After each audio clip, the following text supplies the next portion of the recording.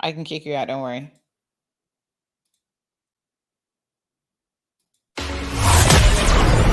You're now tuned in to the Cold Hard Truth, Cayman's #1 hard-hitting live podcast show, where we feature some straightforward conversations on political, social, and celebrity news and all things happening in the Cayman Islands and around the world. This show was created to give the people a voice and a means of being involved and informed without any filters. Sometimes it gets crazy, but we always keep it real. We bring you the tea, piping hot, so grab your favorite beverage and join the conversation via WhatsApp at 324-1612. Email tips at CaymanMarlRoad.com. Now, here's your host, Sandy Hill, broadcasting live from the beautiful Cayman Islands.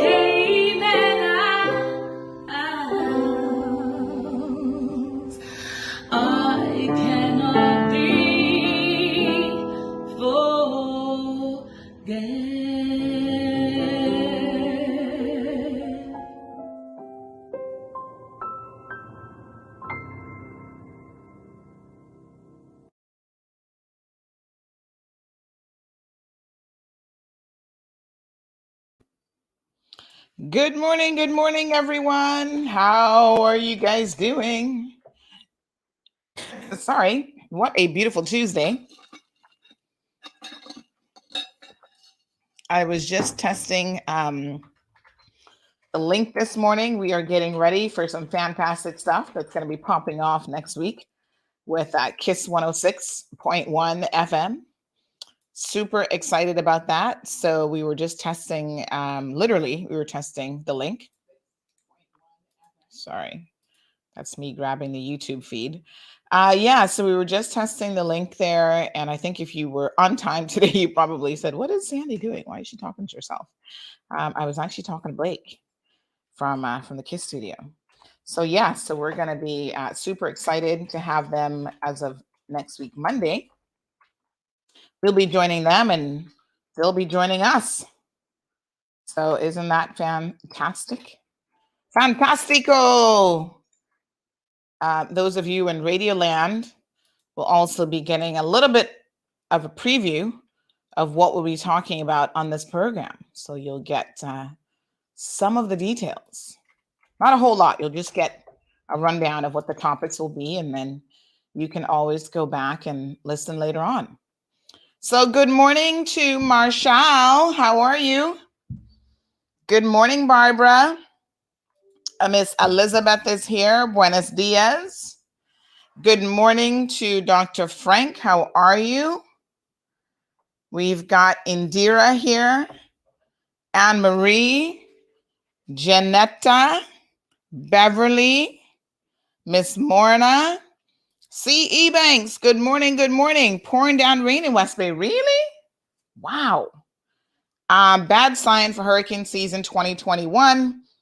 Well, I'm so glad you mentioned it because this is indeed the start of the hurricane season. So we're going to talk about that a little bit later on because there's nothing like preparation.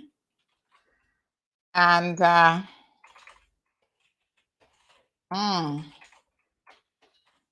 we will make sure that we're all prepared.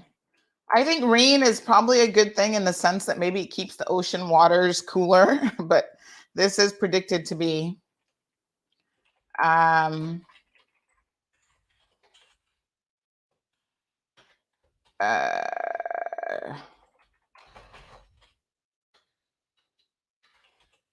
this is predicted to be a very active, more active than usual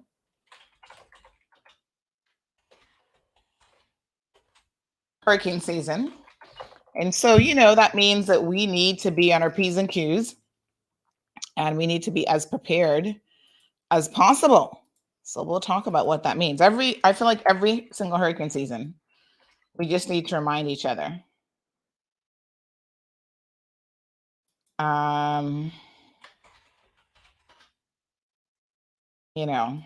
Of what needs to be, what we need to do, that checklist. So CE Banks, thank you for reminding us that today, June the 1st, is the beginning of hurricane season, the official season. But as we can see, these out of season storms, we had one already last week. They're like, oh yeah, I don't have to wait till hurricane season to make an appearance. Here I am. And then we're like, why? Oh my goodness. Catherine, good morning. Good morning, Siobhan. Alba, buenos dias, Sandy. ¿Cómo estás? Miss Alba, estoy muy bien, gracias. ¿Y tú? Richie Rich, how are you? Daniela, good morning. The beautiful Olivia's here. Catherine, no volume. No, I think volume's good because nobody else is. Normally you can tell when I have no volume because everybody's like, no sound, no sound. So Catherine, just do a little refresh. Yeah, I think we're good at volume. Good morning, Miss Sue. Good morning, Desara, Bonnie, Alice, Virtuoso, Louie. Yes, refresh that feed, honey. Bonnie, good morning, Miss Janet. Good morning, Evelyn. We got a few things to talk about. We are waiting on Senor Alric Lindsay to be joining us. However, in the meantime, what was going on yesterday? Oh my gosh, so many things. Stabbings, traffic accidents. It was just like, oh my gosh.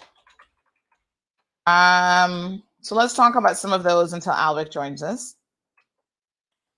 So what we know is this. At some point yesterday, we had a car flipping in the afternoon. That was like the second car in 2 days that flipped. And we had another serious accident earlier in the day. And I'm thinking, y'all be honest with me. How many people in Cayman you legit really know pass the driver's test? Like, I think that we need to perhaps increase what we're asking from drivers at the testing stage, right? Because there's too many accidents on our roadways for such a small little island. Cayman isn't that big.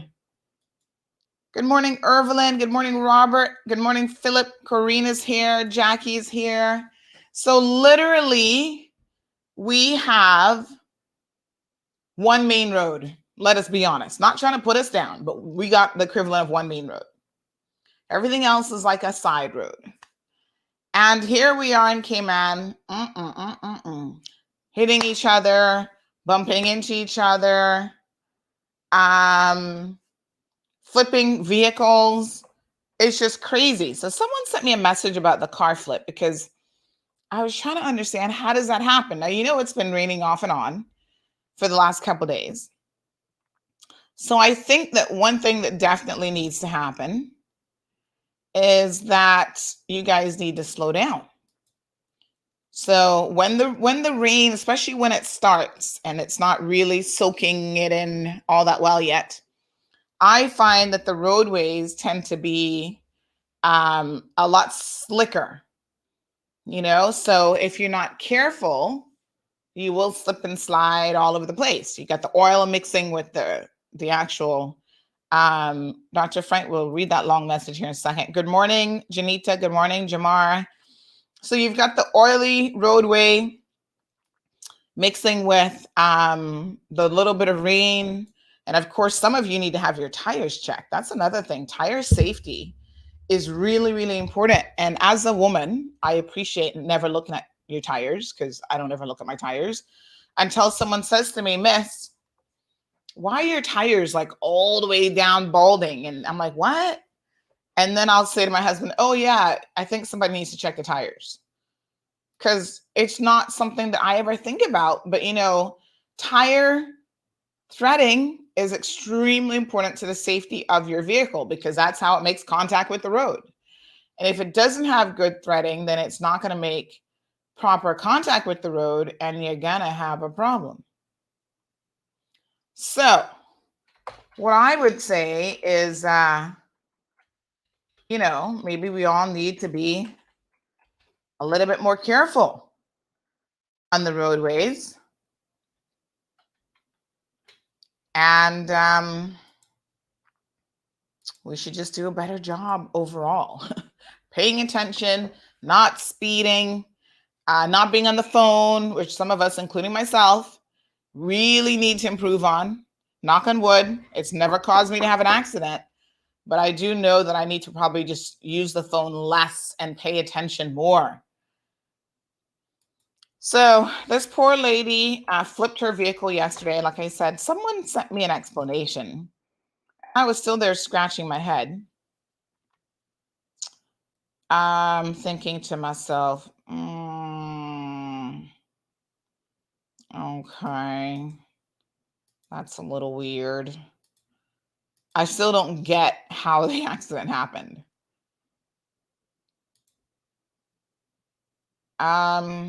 But yes, it's a thing.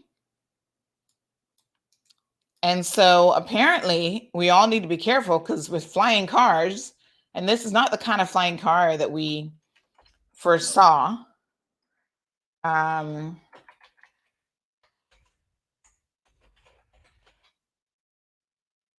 In our future, back in when did that future, oh God, Back to the Future, when did that come out? It was the 80s sometime, yeah, maybe 84 or something. Anyway, was talking about flying cars, and we had one vision of it, but that's not what's going on. Here's another report yesterday at 5:52 p.m. Hi there. I saw a hit and run earlier. I had a feeling it's probably already reported to the police, but in case it's not, a black old truck drove into a blue Jeep on South Sound Road, coming from Hurley's roundabout. It was peak traffic, and the driver just reversed and took off. And we have that license plate number. So the number plate was orange and read 84155. So if that is your vehicle, you have now been outed. Sorry for you. The police now are going to get your information, and they'll be talking to you a little bit later on and checking the CCTV camera to verify. That's horrible. Hit and run. Listen, we all do things. Sometimes you back up, you misgauge how far you have, you're not paying attention. Yes, you bump into somebody, but what you don't do is you don't take off. You stop. Seriously. So remember back in the day, when Paramount Computers was there in that plaza? I'll never forget this, because this is one of the most interesting stories about a hit and run accident. So there was a lady who used to work Maples, actually, funny enough. I think she was an American. Can't remember her name now, but anyway, she was a little bit older. At the time I would have been like in my 20s. She was maybe middle age, but she was just super different. So she had a hard time. She didn't really stay here long because I think she had a hard time kind of adjusting to Caribbean life. But one of the things that she did that was quite unbelievable is one day she hit somebody in that same parking lot, and then she took off and left. And so, we get a phone call at work that, oh, this lady, we've tracked her down. She works at Maples. She hit this car. And so when I started asking her, honey child, even from then, I was like interrogating people. Like,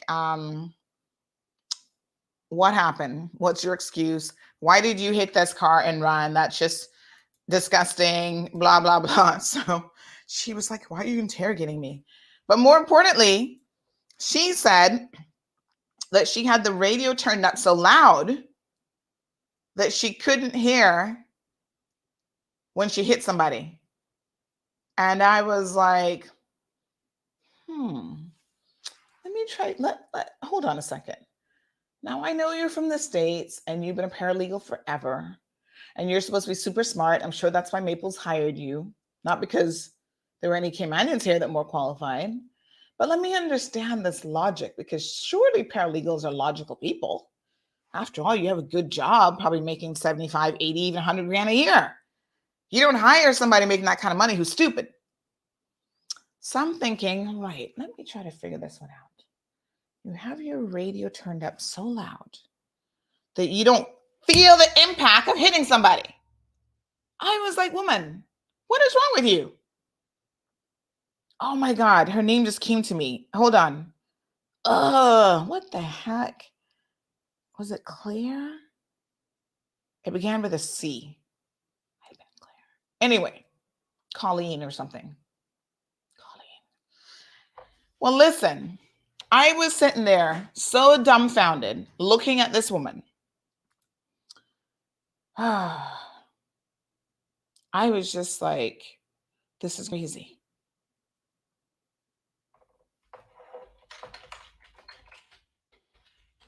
I didn't know what she was talking about. And so I thought, I'm confused. But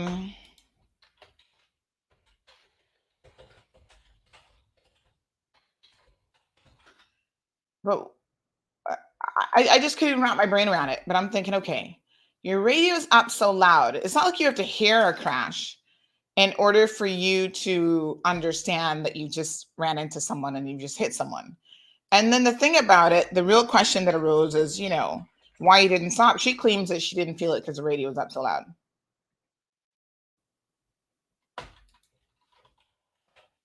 Bizarre. Very, very bizarre. I don't know how to explain it to you guys. It makes no logical sense. But I suspect that there are a lot of illogical drivers out there who are on the roadways. And unfortunately, those of us who might use a little bit of common sense when we're driving have to compete with them. And so what that means is that you need to be on your P's and Q's. You need to be extra careful. That was one of the strangest stories ever. Good morning, Elizabeth. Carol says most of the trucks hurtling along, speeding, have bald tires and are so dirty you can't even see their brake lights. Ooh, that's dangerous. Very dangerous. Good morning, Sai. Elizabeth is here. Louis says more accidents happen closer to her home, so Cayman is doomed because we're always within that distance from our homes. Smith system driving lessons would do good there. Well, I don't even know what Smith system driving lessons are, but I think we all need driving lessons. And maybe we need to refresh and do that driving test every so often.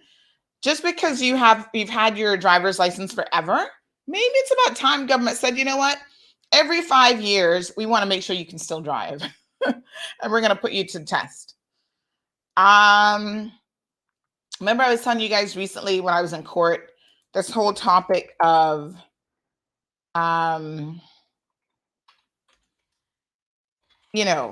drivers paying attention to the roadway came up, and the detective said, that women drivers do tend to be more careful drivers, and they tend to follow the road code a bit more. Well, that's interesting. And I'd be interested to know statistically, and I don't know, I guess the police might have this information, how many drivers in accidents are men versus women. Like, I'm curious to know. But yesterday, the car that flipped was a woman. I don't know. Something just made the car flip. I mean, so I'm trying to find the message because somebody did send me a message about it, and they were like, they saw it happen, and next thing you know, she was just in the air. And I'm thinking to myself, wow, how does that happen? I don't know. But I got all sorts of footage yesterday of that and other things. And there was also an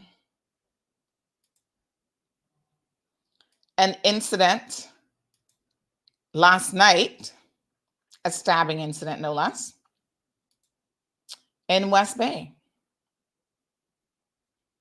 So I think this is this the one? Hold on. So this one says, oh, I don't even know what this person, I don't even know what language this person is speaking, to be honest. They're in Amsterdam, and they're speaking some very unusual things here. But anyway, so yep, there was a stabbing incident last night. Lo and behold, 2 men appear to have gotten into some sort of altercation, and one man stabbed the other man. As far as I know, the other man is in critical condition. And there were some early reports that the stabbing may have been fatal. But it turns out that he is likely just critical. So it sounded quite serious. We'll try to get an update on his situation this morning. But somebody sent me a message about that as well, saying that apparently the stabbee and the stabber were in this altercation, but they were kind of blaming the stabbee, the person who got stabbed. So there's some guys named Rambo Miguel and Alvin Brown. So Rambo Miguel got stabbed by Alvin Brown is the allegation. But what people keep saying, the few messages that I've received in terms of details, is that, in fact, the person who did the stabbing, this is one message. Dear Sandy, the guy who got stabbed is a bully, a troublemaker, wants to fight everyone. Trust me, it's sad, but I knew it was only a matter of time. He boxed my Caymanian friend on Sunday night for no good reason. So that's not the only message that we received about him. Here's another one from a totally different person. Says, I was told that the victim was drunk and provoking the man that stabbed him. The victim does that often, gets drunk and picks trouble. But I was told that the guy that stabbed him called the police. Half an hour went by and the police didn't show up. So the victim continued and hit the man in the face with a bottle. He fell, came back up, and stabbed him. The police here is really ridiculous. And if they had come when they were called, the man probably wouldn't have been stabbed, much less dead. So I don't think he's actually dead. Well, last night we were hearing that he was still in critical condition. So we'll see if we can get some confirmation from the authorities, but this happened after 6 o'clock. So I saw someone posting on the social media page, I think it was Facebook, basically saying that, well, we should allow the police to put this thing back in place, this curfew back in place, that will somehow assist us in behaving. I'm thinking to myself, so the police have to put a curfew in place to ensure that none of us kill each other, that we don't go around stabbing each other. What sense does that even make? I thought to myself, that's a very unusual recommendation. So we as people cannot behave unless we are under a curfew. Lord, help us. Take the bus. We need help on this one. Y'all just need to not get in arguments. If you're the type of person who likes to drink and drive, so Miguel Bush is his actual name, someone said, but they call him Rambo. If you like to drink and not drink and drive, if you like to drink and then get stupid and want to fight people and whatever, don't drink. You probably got a problem. Addiction is a serious problem, and there's some people who should never touch alcohol because it makes them mean. You've heard of mean, angry drunks. We got some MPs like that too. We know who they are. Just saying. When you know that you lose control when you're drunk, the thing to do, folks, is do not drink. Just don't do it. Leave alcohol alone. There's some people who have an issue. If it's an addiction, we have to accept that it's like you going to the doctor for anything else. There has to be treatment methods, which you have to seek out. And, a lot of it is therapy and being put in a program, going to your AA meetings consistently. You can't show up to one session and be like, oh, I'm cured. I'm good to go. Let me have another drink. That's not exactly how it works. And normally what happens is when people get in trouble and they're hauled off to court and they lose their jobs and all that great stuff, then they'll shape up for a little bit. Oh, alcohol is my Achilles heel, they say. That's going to be the end of me. But when things get back to normal, we forgive them. They get back certain jobs. Then all of a sudden, last week, I'm receiving a message that they're at country and western drunk again. Lord, I'm thinking, you cannot be serious that this person is putting themselves in the same position that they were before to make another stupid mistake, and it's only a matter of time. Good morning, Omiria. Miss Sue says, so scary. Some of them are so bad, they pass any checks. Well, the people given the driving test? Oh, Lord. Good morning, Bishop Hero Blair. So nice to see you. Says he always enjoys CMR. Thank you. Good morning, Julie. Good morning, Giovanni. Miss Ann is here. Yes. We have some sort of driving school, but wasn't a driving instructor mixed up in this giveaway driver's licenses? I think he was arrested for that. That case is still pending. Nothing much has happened with it. And that could explain why some of our people have such an issue driving. The other thing I've recognized, and this is just by way of observation, a lot of the drivers in Cayman, remember now we have over 130 nationalities represented here, where they live, they never had a driver's license before. So they're kind of testing the roadways here. So, they come to Cayman, they can get a little car, and they think, oh, how complicated can it be driving in the Cayman Islands? There's only that one road. And so, turns out it's a little bit more complicated than you think. Miss Catherine says some fool driving a gray Honda license plate number. Oh, we're going to out them all today. 114003 overtook me on the left side and the Newlands bypass the other day, only to end up one car in front of me for the drive. What was the point if you're not going anywhere? No patience. That's the point. Some months back, I actually saw, Stephen says they're doing it to collect insurance checks. Meanwhile, all of our insurance is going up. So I did see an incident some months back where I was coming out of South Sound, almost at the Hurley's Junction. And that set of apartments, I think they're called Sunrise. There's like a phase 1 and 2 and 3 and whatever. It was the first set. And so a lady's coming from, I guess, Shamrock, right? She's just taking the Hurley's roundabout, coming down that way. She's turning into Sunrise. And guess what I saw? A child,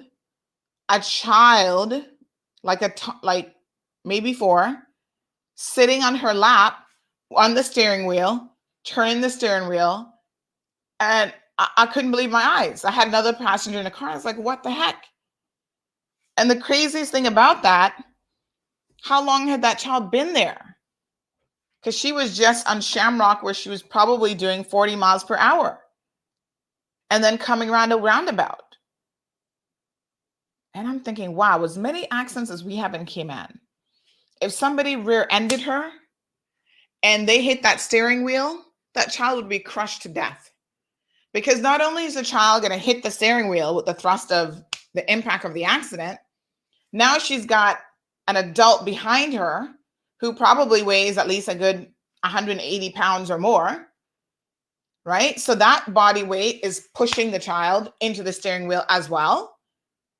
And I go, what are parents thinking? It's bad enough when you don't put your child in their car seat, when you let them roam around the car, you got them standing up in the car. Some of y'all got them hanging out the windows like they're dogs. I mean, all this kind of stuff, but you put a child in your lap to drive on a public road. And of course, I called the authorities. I got the license plate number, and they were kind of like, well, since your CCTV in the car didn't pick it up, there's nothing that we can do. I'm like, but with all due respect, I saw it. I have an eyewitness who was in my vehicle who saw it. You at least need to call this mother and say, what are you doing? But boy, they want you to solve their cases for them. Meanwhile, they're taking cases to court that they can't win. It just sometimes blows my mind how the system works. Good morning, Blair. Blair says, woke up to sirens along the highway and the sound of speeding cars. Wonder if there's a chase this morning already. Oh my God. Anyway, listen, the other thing, Alric is waiting in the back for us. We're going to bring him on.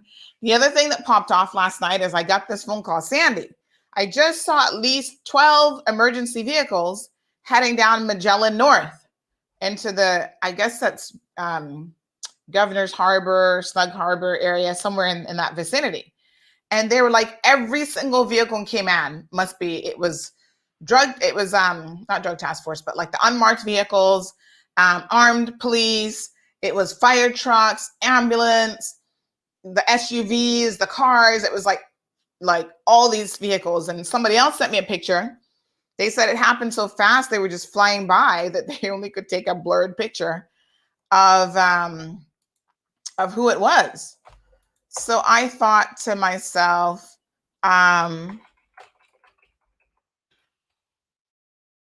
you know, what on earth? I just couldn't even believe it. Anywho, craziness for sure. And yeah, shortly after that, I started to hear that there's a boat accident, that a fishing boat ran into a sailboat. So we haven't got the full source of what actually happened, but that's not normally the response that you get for a boating accident. Then the helicopter was out, the dogs were out, they were searching for something. So right away, I'm like, they put this kind of effort into something called DRUGS, drugs. You know what I'm saying? And I'm thinking, what is this, a big cocaine haul or what's going on? So the response isn't normal for just a boating accident. All the police presence, all the helicopter, the police dog, that indicates that something else is going on here. So I believe, this is just my belief, the police haven't said anything yet, that this is probably a drug situation gone wrong. Like maybe the boat was trying to come in and accidentally ran into another boat that was there. So there were like 3 people in one boat, 2 on the sailboat, but they were still looking for stuff, which is kind of suspect. And then someone else, I don't know if they were speculating or how much information they had, and they said maybe there was a situation where, they were running into, like, somebody was trying to rob the drug boat or something. I don't know. That sounds all kind of wild, wild west situation. Anyway, who knows? Alric, good morning. Good morning. Jasara is here. Jasara says they also need to stop allowing people to buy liquor and hang around the liquor store drinking. That's normally a recipe for disaster. Marcel says what that woman said about having the music on so loud prevented her from knowing that she hit something has nothing to do with feeling that you've hit something. Yeah, it was very weird. Mr. Walton, good morning. I've not seen you in a minute. Miss Romelia is here. Good morning. You have a blessed day as well. Felicia, good morning. Oh, Blair clarifies that that was last night. Yes, it might have been that same situation if you live in that vicinity. It was crazy. Jasara says it sounds like a police raid. They all not going to respond to boating accident like that. Yeah, it was very, very bizarre. Alric, how have you been? Been okay. How are you? I'm wonderful, thank you. Happy Tuesday. It's Tuesday. So good to see you. Yes, it's Tuesday already. And it's June the 1st. Good morning, number one fan, Jaron. How are you? June the 1st, which is the start of hurricane season. So as the time goes on, we'll be talking about hurricane preparedness, cleaning out the drain pipes and, debris, shaking down your coconut trees, all that good stuff. But you're here to talk about post-election happenings. And your timing is actually perfect because I know initially when we were going to have you on, I said to you, I think everybody's kind of over the election. But then ironically enough, just yesterday, they scheduled a number of election events. So they had the local domestic observers present a report, and I want us to talk about that.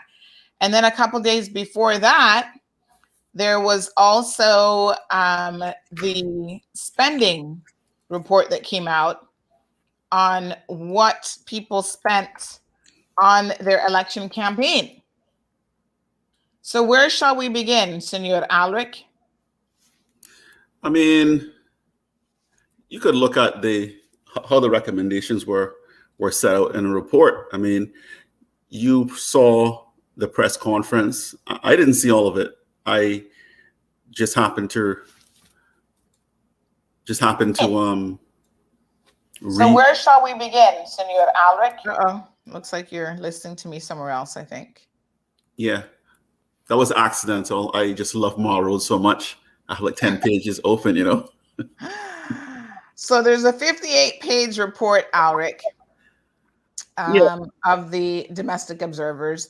They made 23 recommendations on the way forward. And so I do want us to look through that. We did air the report yesterday, by the way, in case you guys missed it. The governor issued a statement shortly after 4 o'clock in relation to the report, saying that he was pleased today to meet with the team led by Hadley Roberts, who volunteered to work as domestic observers for the recent general election. They presented him with a copy of their report, which confirmed that the election was entirely legitimate and credible. And we have a strong reputation in the Cayman Islands for holding free and fair elections. And he was delighted that this one was no different. The report confirmed that the elections were organized to a very high standard and rightly point out that the election supervisor and his team deserve praise for organizing the poll effectively and transparently. There were 23 recommendations for improvement for the election process, and the report from the Commonwealth Parliamentary Association, which were the international observers who carried out remote monitoring of the election, will be published in the second half of June. So we anxiously await their report. And it will be the government and parliament to consider how to plan to take forward both sets of recommendations. So it doesn't look like the governor will necessarily be affecting any change based on the recommendations, but let's go through some of them, Alric, because I think it is definitely worthwhile. Now, CMR did a story on the election report, and one of the interesting things that came up is the fact that, let me just bring up the screen here, is the fact that they had some interesting things to say regarding independence, which we can see really through the entire election process into a bit of an affray. Not just independence, but these double agent independents. So I thought that that was very, very interesting that came into play. And they were saying that, it's a problem because then the public doesn't really know who to vote for based on their policy positions or anything like that, because they're getting in there and being very, very duplicitous. I mean, it mightn't have said it in that exact way, but we can certainly look at their exact comments in relation to that. But I thought that that was quite interesting. Let me actually just pull up. Give me 1 second here. I'm going to pull up the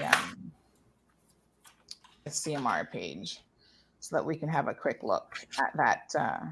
I didn't actually write the articles because I was quite busy yesterday. So Renee did this one. And it says domestic observers said that the election was fair and credible. However, there were concerns about the political affiliation of candidates who represented themselves as independents, yet were covertly aligned. Y'all know who you are. The progressives at least claimed 4 of you to say that they had helped fund your campaign, had you in the bag, they thought. And then post-election, you double-crossed them because apparently, you were talking to other people as well as them. So the Domestic Observer reported that this shadow party system could lead to consequences such as a lack of accountability from candidates who did not disclose their alliances and allegiances. Amen. And I must say that I am pleased that this was actually addressed, because at the end of the day, I couldn't help, Alric, but think about the fact that this was the same thing that we were saying, and the same reason why we were out there protesting. You can't run saying you're running as an independent and you're acting as an independent, but yet in reality, you've already promised the progressives that you would be working with them. Run as an alliance member, run with the progressives. Like, the whole thing was just really duplicitous. And it got me to thinking about, even for the next election, how we need to weed out people who have made it clear that they can't be trusted. What is your take just on that point alone, Alric? So first of all, I just want to refer everyone to page 39 of the Domestic Observer's report, which is where that comment comes from. So just to give people some context and make sure that people don't think Marl Road is making the stuff up. So it's on page 39 of the report. So it refers to independent candidates who were apparently covertly aligned, and it refers to a shadow party system. But the interesting thing is whether or not you have independents stating publicly what their alignment is, or stating expressly they're independent, whatever the case is, you're going to have parties who are contacting independent candidates, trying to get them over. So at what stage do you tell the public, well, so-and-so leader of so-and-so party contacted me to say he would love for me to come over to his party? At what point does it become a shadow? How do they call it? A shadow party system. It's referred to as a shadow party system in the Domestic Observer's report. So at what point is it a shadow party system? Is it when the leader of the political party first contacts a candidate and says, good morning, how's your day? You want to meet for coffee? Is it at that point that you report it, that you are part of a shadow party system? Like, what? So some clarity needs to be made about what that is, because it seems to also be pointing a finger at candidates for sort of not having an official party, even though they're working together. So it seems to be pointing in 2 different directions. One is the parties who are actually reaching out to the independents, and also the independents not saying exactly who they're talking to. So I found it interesting that such an emphasis was placed on this shadow party system, and I would be interested in knowing which candidates the parties were referring to in their conference. I would like to know, because I'm not aware of the parties offering any financial support to any particular candidates. I think they should disclose it and disclose the names of those candidates, because I'm not aware of it. Well, I mean, of course, Alden, being the type of person he is, he would tell us that much, but no more, in terms of who exactly those individuals were. But he certainly put enough out there to make us pause and go, I think we kind of suspect already. I mean, if I had to take an educated guess, I could tell you right away who those 4 people are without batting much of an eye, because the rumors had been afoot. Even before the election, I think C.E. Banks said, yes, rumors have been going around from time certain candidates declared to run in 2021 general election. That DART group put up $1 million to help back certain candidates. Well, I don't know about what DART was up to, but I do know that even before candidates declared, well before, for example, in Prospect, there was this very strong rumor, at least a year out from the general election, that there was someone that the progressives was showing a preference to, and it wasn't Austin Harris. And the joke about it is, at one point, I actually had a conversation with Austin. I'm like, Austin, are you aware that this rumor is it's growing legs, it's all over the place, that they're going to support this other candidate, that Alden is going to support this other candidate against you? And he didn't sound surprised, because I think he himself had heard it. And so when the official stuff started to come out, and he was, officially the one who was running with them as an alliance member, I thought, now, isn't that interesting? But again, they were still working a deal in the background, trying to get other members on board. And I have no doubt that Sabrina is probably one of the 4 members that Alden was referring to. But again, that's just my opinion. I have no way to prove that. But, this is what people don't like, because this is what I said as well, when we had to protest, is that, listen, if a candidate makes a decision to line themselves with a particular party or group, they, at the very minimum, owe it to the good people of this country to just be upfront. So no, Alric, if they're meeting for just coffee, they don't need to tell us that. But normally that is the beginning of the end, as our elders would say. Just like with Isaac, that was the beginning of the end, when the premier was rolling in to East End after hours under the cover of darkness, going to quote unquote meet with his committee members at his house. And when we broke that story, Isaac made it very clear that he was going to work with anybody to get the power that he wanted, and to make sure that East End had a ministerial position, because he felt like that's the only way that East End could actually get anything.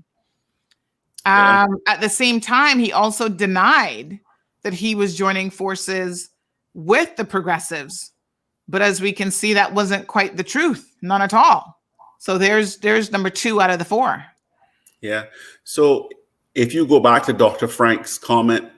Yes, this is an excellent comment here. So Dr. Frank says, for the benefit of our listeners, so Sandy, what about the declaration of shadow money? If the PMP, I think he meant to say progressives, ran shadow candidates. So yes, that's an excellent question. What's your take on that one? I'm curious as well, because, whoever made that comment publicly that they supported certain candidates, if that support was financial, then I would assume that it has to be recorded under contributions or expenses under the elections law. I would just assume that'd be the case, that those candidates who presumably received financial contributions, if that is what the person was saying by supporting candidates, if that's what the person meant, that certain candidates were supported, if that person meant financial, then I would assume that whoever received the support would record that as a contribution in. Now, I haven't seen the details of, all the candidates, all independent candidates' contributions. So I don't know if any parties or any individuals from parties are recorded as contributors. But I would think if you look at Dr. Frank's comment, it makes sense. I mean, if they are shadow candidates, then the shadow money should be recorded as contributions. I'd like to know.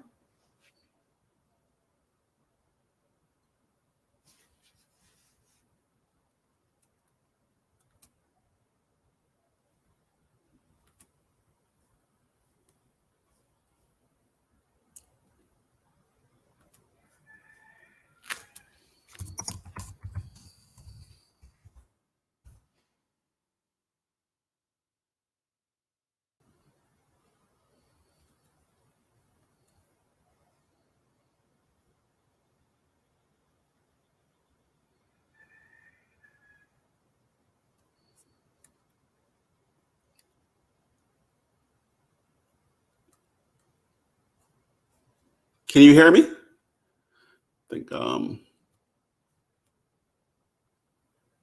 Oh, sorry. My apologies. I had my mic muted. Sorry about that, Alric. So I was saying that let's talk about it. So here's the results. So let's have a look at what we're talking about here. So this is the expense report, basically, of what people had in terms of revenue versus expenditure. So this is a 2021 general election summary of candidate election expense returns. And I was just saying, Alric, that I think that the elections office needs to ask some deeper questions, even based on what now the former premier has admitted that they actually funded some candidates, at least 4 of them. And if they funded 4 candidates and the elections office doesn't have any record of that, of those donations coming in, I think we got a problem. Houston, we got a big problem. Let us assume that Sabrina, just for the sake of argument, could have been one of those individuals. I'm a little bit perplexed by her recording here of her expenditures and revenue. So according to Sabrina, she had no revenue. What does that mean? Explain to us what revenue. You're an accountant, Alric, and you've actually gone through this process. What does it mean on the revenue side? What are you expected to report? Is that donations? So it's donations, but unfortunately, the way I read the wording under the law is that you are not required to put in your own personal contributions, which is why in some cases, what you record as contributions is less than your expenses. So I think that's a bit weird. The way that the current procedures are does not allow for full transparency. What the procedure should actually state is that all of anything that comes in, your personal income or your personal contributions, all of it should be recorded on the contribution side. And you should simply put next to the number whether it's your personal income or whether it is a donation from X, Y, or Z. So if someone has nil in that field, they're trying to say that they received no donations? I'm not sure what that means from the side of the elections office. Maybe the supervisor could come in one day and explain what that means. I don't know what that means. Well, I'm going to ask, because if that's the case, I know some of these are definitely wrong. So I think there can be more transparency. I think that all of the donations, and including your personal contributions from your own income, should be put in there to give an accurate reflection, so that what you see coming in is what is spent on your campaign. So you get to match up all the income with all the expense. Right now, what you're seeing is that in some of these cases, you'll have revenue of $100, and then you'll have expenses of $40,000, for example. If you look through the list, you'll see examples of that where the revenue is less than expenses. That is because you're not required to show your personal contribution. So if you have a salary and you put in, $1,000 from your salary, you're not required to show that. But I mean, I think for the revenue part, but that you show it for the expenditure part. Exactly. So it doesn't make sense. Yes. So if the objective was proper matching, then I don't think the objective was achieved. I think that this should be one of the amendments to the elections law, is that you as a candidate should be reporting everything you receive in respect of an election, and everything in terms of third party donors and what you actually take from your own salary. Like everything should be reported, and it should be whatever you put in yourself and whatever you receive from others. That should be matched against what you spend on elections, because you shouldn't have a surplus. For example, you shouldn't have a profit after election. Anything that's allocated to the election should be matched to whatever has been spent on the election. Right now, my view is I don't think there's full transparency on the campaign expenditures. Very strange, to be honest.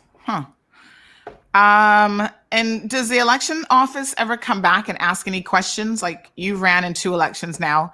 Have they come back to you and said, "Oh, can we get some further explanation on this?" Or do you think they just take everybody at their word? Well, what I did was I reported what personally came out of my income that went into the contribution side, and I made sure that matched the total expenses. I voluntarily contributed all of my invoices for the campaign period. So I haven't received any questions about any of the expenses. Well, Right. not yet. When you say that you volunteered the invoices, do they not require invoices? Well, I know some people who didn't submit any invoices. Oh. So, Well, it says these returns of election expenses and supporting documents can be inspected at the elections office. So we can go by there and actually see what people have submitted by way of invoices and stuff, which I would think that they should just make that publicly available online as well, as far as I'm concerned. yeah, But anyway, CMR is on there too, man. So full disclosure. Yes. So the progressives and their alliance candidates, they didn't do a breakdown per candidate. They just said that they had a total spend of about $480,000. And they brought in 200,000 of that. So less than half of that, they said, was revenue. And of course, we have to keep in mind that this expense only is from nomination day up to election day. So if you spend any money and receive services before that, then that doesn't count. We do have the Minister, Kenneth Bryan, here with us, and he's on a little bit of a tight schedule. So let us go ahead and bring him in. Alric, hang tight. We're going to go ahead and speak to Minister of Tourism and Transport.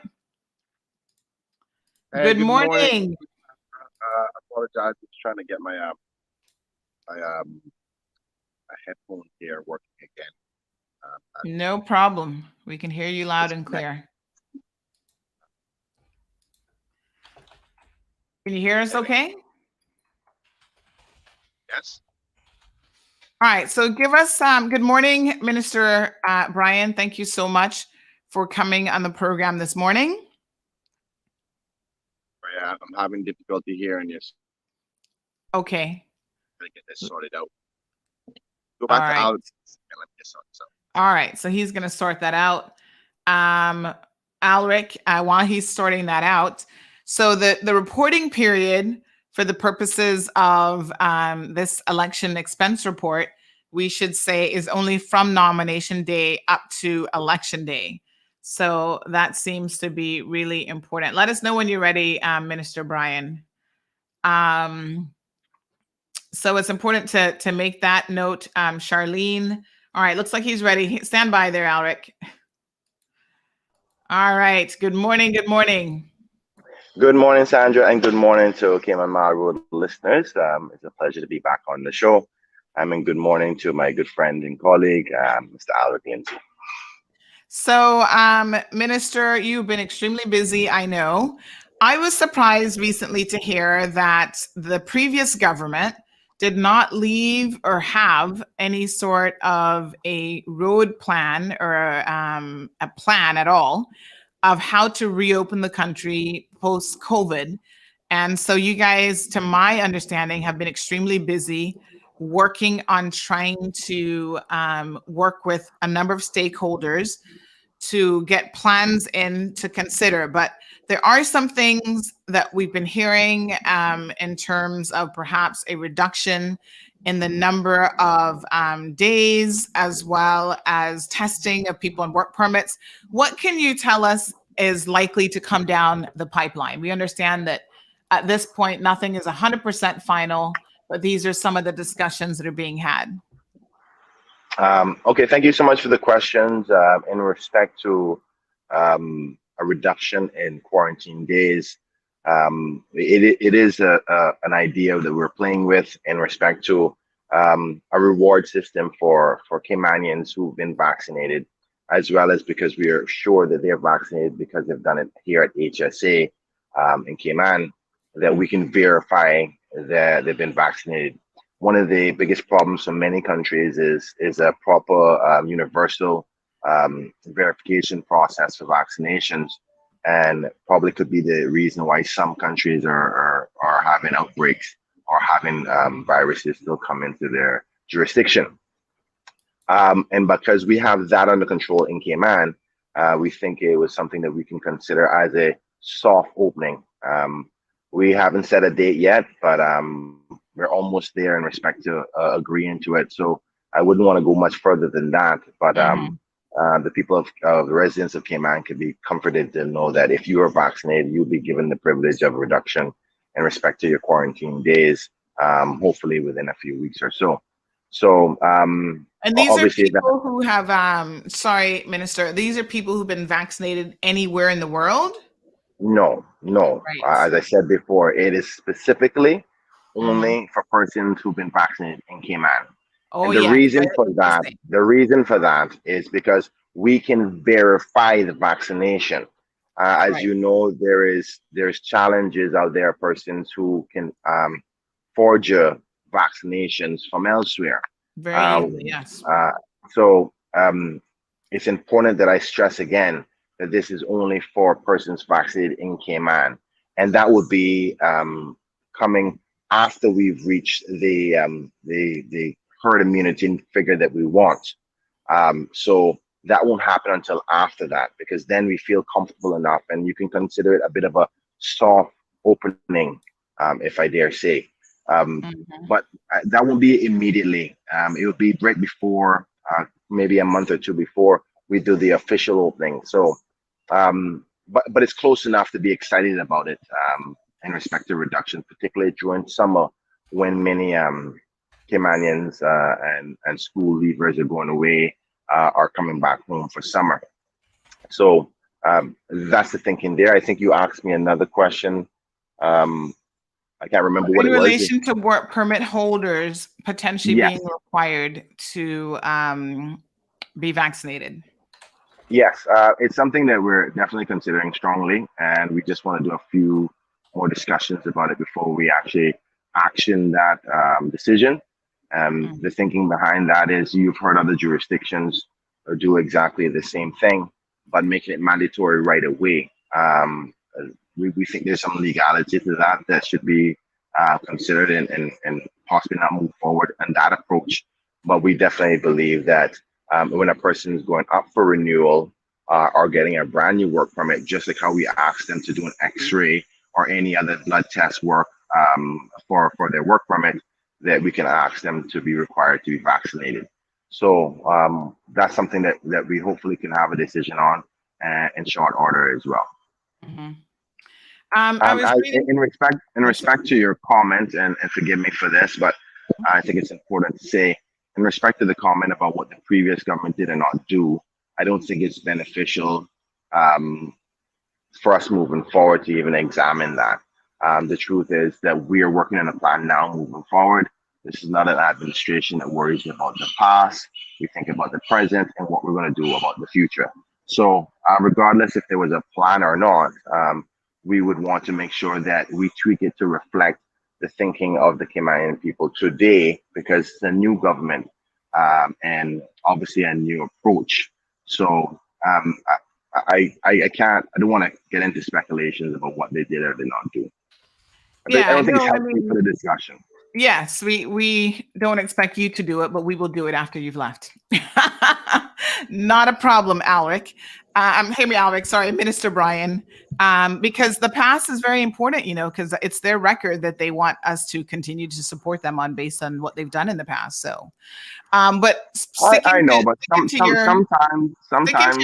I understand your position. You're so diplomatic these days, Minister. I'm really enjoying it. But Minister, what else can we expect? I mean, I know you've been touring your respective ministries. You did your second vaccination on Saturday, which, by the way, how did you feel after the second vaccination, the second dose? Well, I did it on Saturday. I was fine all day Saturday, and then on Sunday I had a few chills, some aches in my joints, and that lasted most of the day up until the evening, and then after that it went away. So kind of felt like you're coming down with a cold or a flu, Right. but it didn't last very long. It started in the morning, and by 7 o'clock it was gone. And I tried not to take any medication for it, because I read some studies say, and this is just my personal research, that allow it to take its course, because it's the body building up its immune system, right? Right. But obviously, if you're in severe pain and any kind of reaction, I suggest that you talk to your healthcare provider, or you speak to the emergency if you feel that something that you're reacting to is too much for you. But nothing severe. Just, I guess, almost like the same aches I get from working all day. But I was also home resting on Sunday. So I'm fine now. So someone wants to know about visitors coming into Cayman. I think the question is, will they have to take or be quarantined? Do you guys foresee, or are you in any discussions about visitors coming in, not quarantined, but having to take the vaccine? I guess if they're visitors and are here for a couple of weeks, it probably wouldn't be a logical step. But how is that maybe shaping up? Yeah, I think we've lost your audio there. Okay, so let's just read a few questions while we're waiting on the good minister to rejoin us. Julie says, our elections has become nothing but a bag of dirt from the year 2005 onward. But there's plenty of us that know what we know. And those who think that we don't know, sorry for you, we know. Yes, indeed. Lizette, good morning. Kathy is here. Thank you so much, Kathy. Maria says, so what plan is for visitors coming to Cayman, which is also most important? Let's see if we can get the minister back. Can you hear us okay? Uh-oh, I think the minister's having some audio issues today. Alric will come back to that here in a second. So yes, there is a question about visitors. We'll see what that entails. So Minister Brian, we appreciate his diplomacy. And like I said, it's fine to say, as the minister said, they can't worry about the past. They've got to move forward with the energy that they have. And I agree with him. But unfortunately, we, the people, have to think about past behaviors of current elected officials, as well as ones who, they're sitting on the back bench right now. We're looking at their current behavior, and I'm going to talk about that here a little bit later on when the minister is no longer on, because I don't want the good minister to be tainted by any opinions on this program. So let's go ahead and bring him back in. Thank you so much, Minister. Can you hear us now? I can hear you perfectly. Oh, perfect. So we have a question here about visitors who will be coming in. So I think the question might be specific to vaccination of visitors, which, like I said, I'm not sure if that makes any sense, or what could potentially be required of them. So I think Irvin, Kamisha, what we know so far is that they're considering, nothing finalized, a potential reduction of 5 days. But again, that's only for people who have been vaccinated in the Cayman Islands? Sandra, I think it's important that I want to make sure I make things clear, Yes. because we know how easy things can get miscued, and then misinformation be dispelled. Okay, so in respect to the 5-day quarantine, it's something the government is considering. It's not something the government has done. It will not be done until we got the figure of herd immunity that we're targeting by way of vaccination. It will also be considered as a benefit to persons locally, because we can verify they're vaccinated. It will be considered also a part of the soft reopening. So after we reach the herd immunity standpoint, we believe that we obviously need to get that before we get the reopening. But the reopening strategy will have to take some time, because the industry needs time to prepare itself for a reopening. The industry being that of the tourism industry. So that may be about 2 months to 3 months. So this is the kind of thinking.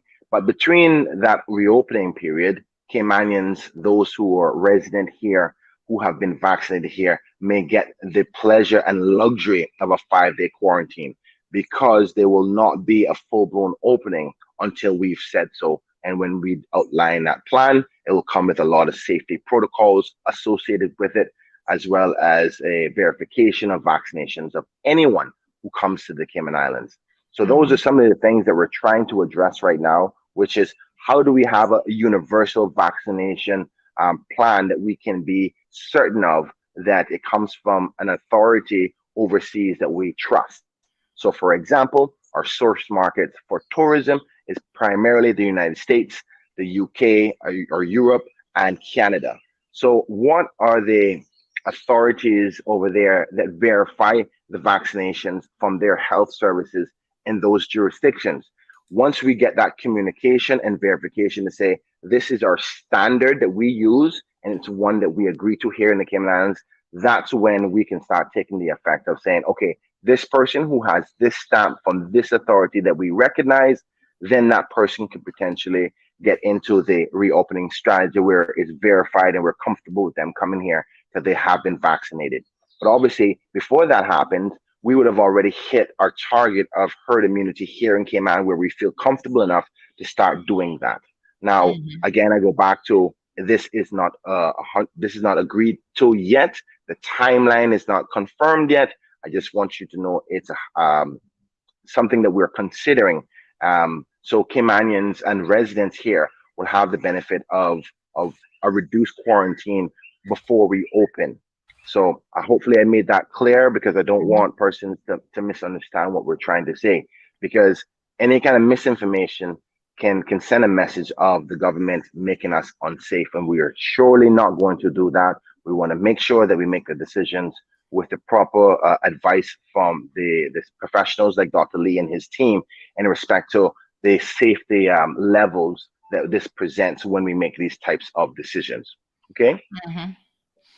All right. So one question. Sandra, Yes, sir. I want to quickly say something to you that, and I don't want to, maybe I go down a rabbit hole here, or open up a can of worms, but I just want to give you some information that could probably help you understand. I was listening to your discussion with Mr. Lindsay in respect to the concept of nil. Nil means basically there was nothing reported. That doesn't mean there was nothing there. In respect to the elections returns. Now, why you may see a lot of nils is because the law doesn't mandate you to record unless it's past 5,000. So hypothetically speaking, if you got 10 persons giving you 3,000, you may have raised $30,000, but the law doesn't mandate you to record it. And the report of the word nil on the form is the elections office saying there's nothing to report because nobody's declared anything. Now, Mr. Lindsay has said something rather interesting to say, maybe there needs to be some amendments to give a clearer picture. So it's a better understanding for the average person, because like you may have think, well, okay, then are they saying that they didn't get anything? Because most people would assume, yes, you've got contributions from the public, but what does the law mandate you to report is the question that form is telling you. And what nil means is if there's nothing there, it doesn't mean that they haven't got something, but there's Mhm. nothing there within the law that's mandated to report. That's what it's saying. So yes, So there that could be some amendments. 5,000, just to clarify, and I thank you for this information because I think it is very useful, that we're working with, complete information. So that 5,000 would be like per donor, is what you're saying? So not Well, not yes, overall it's what you took in, but like not if not oh yeah, exactly, not overall.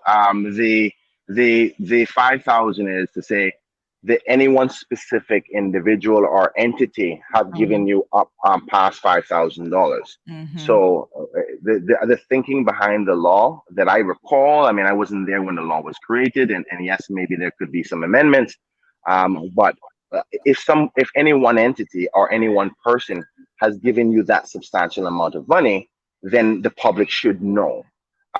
So, in this is very mm, subjective because mhm, how much should or what is the figure that a person that the public you think that the public should know everything. So if somebody donates $5 to me, should you know about that?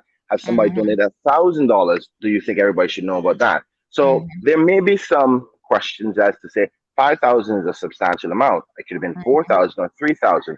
But I just want to clarify when you say nil, don't assume that that is saying that they're saying that they didn't get anything, because that's not the case.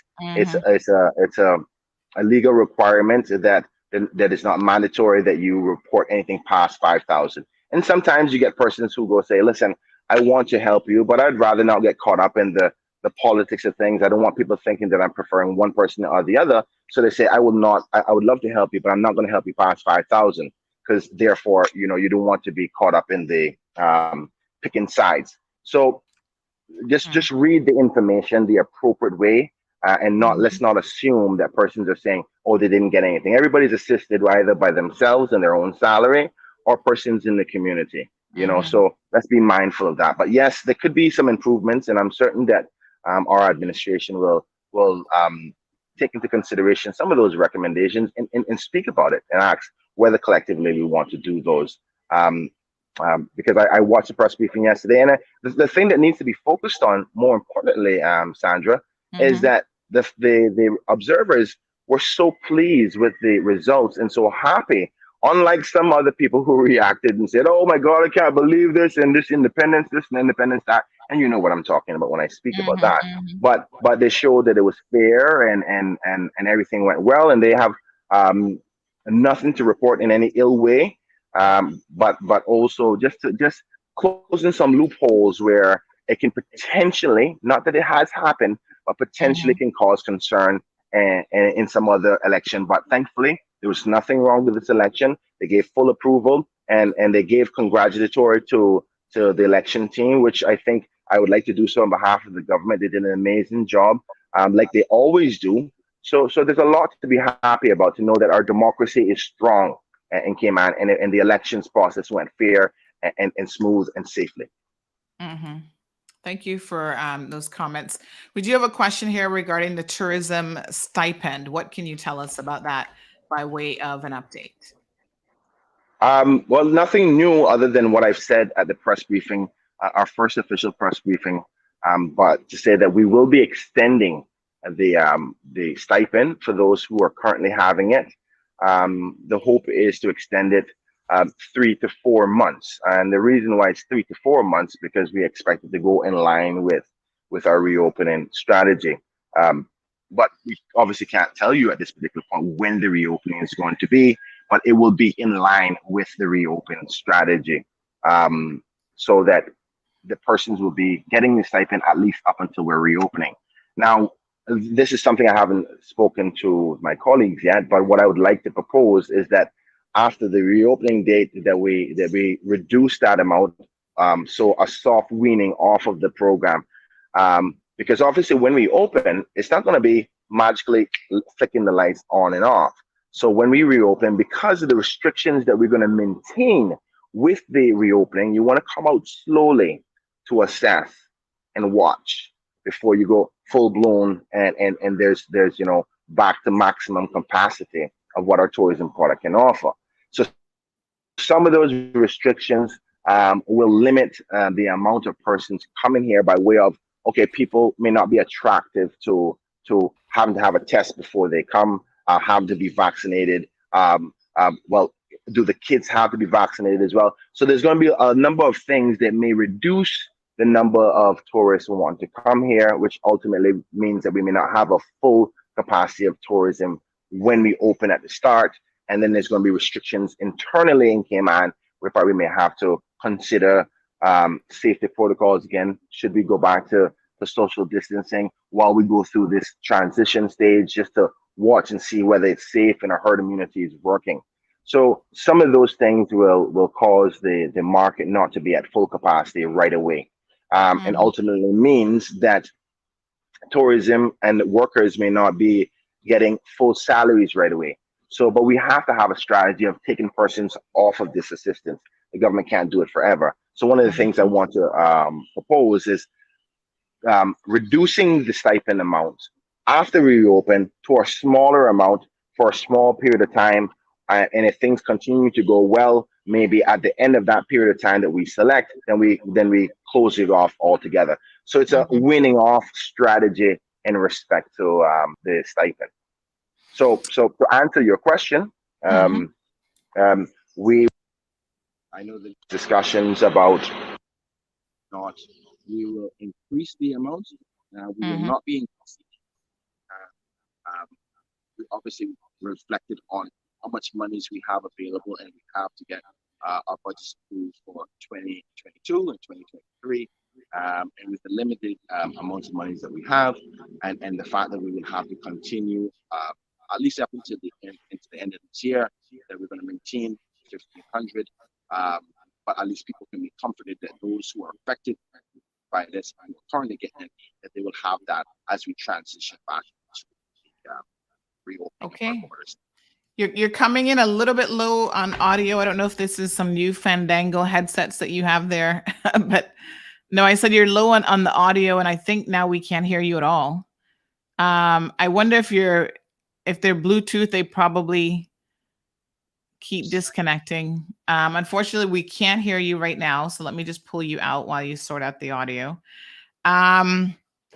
But the other question we have is regarding the BA flights, whether or not you have been able to not just secure more BA flights, because I guess we appreciate that lots and lots of those are coming in, but more importantly, the pricing of the BA flights. Do you have any control over that as tourism minister, or is there anything that the government can do in relation to the BA flight pricing?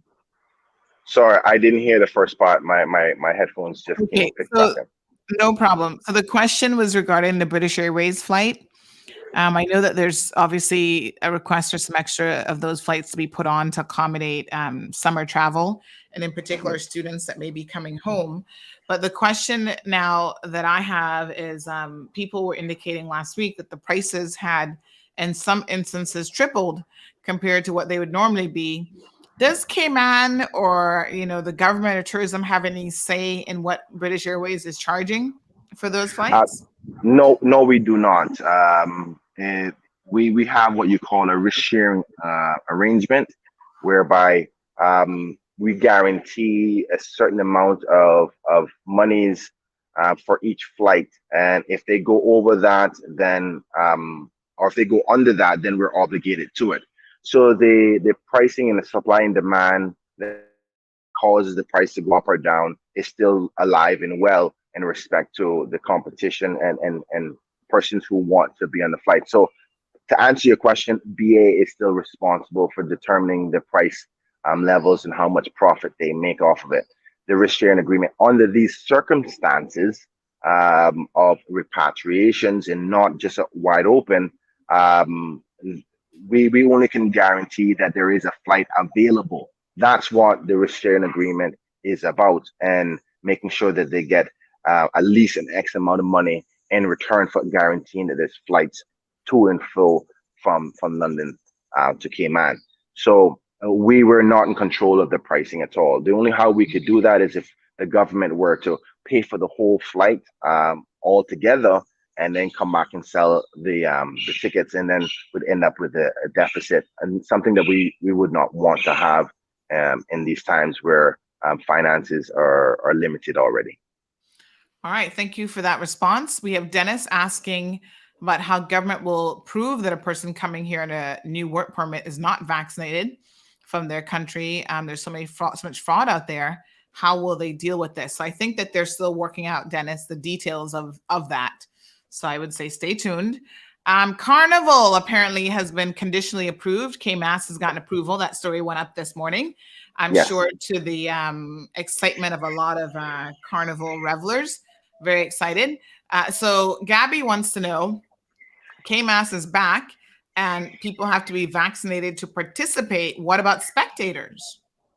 Well, one of the protocols that we're going to have is to ask the public to not engage with the parade. As you know, they normally walk down the street, and the protocols are going to be that the participants of the parade do not engage with bystanders, because these are the safety protocols that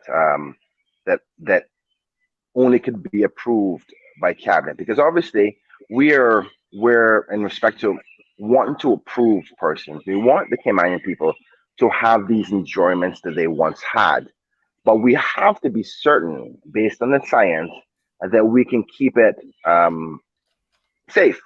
And the only way that we felt comfortable enough, at least the whole administration together, was that these safety protocols have to be put in place. So to clarify and make the public understand best, all the participants with this parade will have to be vaccinated, as you've heard. How we're going to ensure that is that each participant, including marshals, DJs, drivers, and jumpers themselves, will all have to be tagged with a band. And that band they will not receive until the day of the parade from officials from the health services and tourism in departments. So we're setting that up that the morning of they will receive that, they'll have to show their vaccination card and so forth. So basically you'll have a large group of people coming down the street, all vaccinated. They're all supposed to be theoretically safe from within the vaccination strategy. And as you saw within the press release, they have, there's like 7 parrots that just came out in my backyard. That's so beautiful. Oh, wow. Talking about being Caymanian. Love it. Can you hear it? Yes, I hear them. They do make a lot of noise. They like to chatter. Yeah. Okay. So I was saying that, everybody will be vaccinated, that will be involved in this. And you'll confirm that by a wristband. So we're asking, they were going to be demanding that the participants do not engage with the public. So it's going to be something for the public to watch, but not engage in. Now, I know they were normally accustomed to, as a parade is going on, and then the carnival people will jump and dance with everybody. But these are the conditions upon which we are comfortable enough to approve it, because we want persons to enjoy themselves. It's an opportunity to incentivize persons, particularly within this age group, who likes to party. I'm not saying that older people don't like to party as well, but it's primarily between the ages right before adulthood and in your mid-30s. And this is an area where we're having most difficulty with the uptake of vaccination. So if you want to enjoy this luxury of what a carnival offers, you're going to have to play your part to make it safe. And the only way we can be comfortable to give you that approval is if everybody's vaccinated. So for one, they've agreed to that. They've agreed to everybody being involved in it. And if a person is not vaccinated, then they can't be partaking in that. And we will have the appropriate officials overseeing the parade. And we will definitely be telling persons they should not be engaging with the membership of the parade. It's more of a watch and see and enjoy the music as it passes.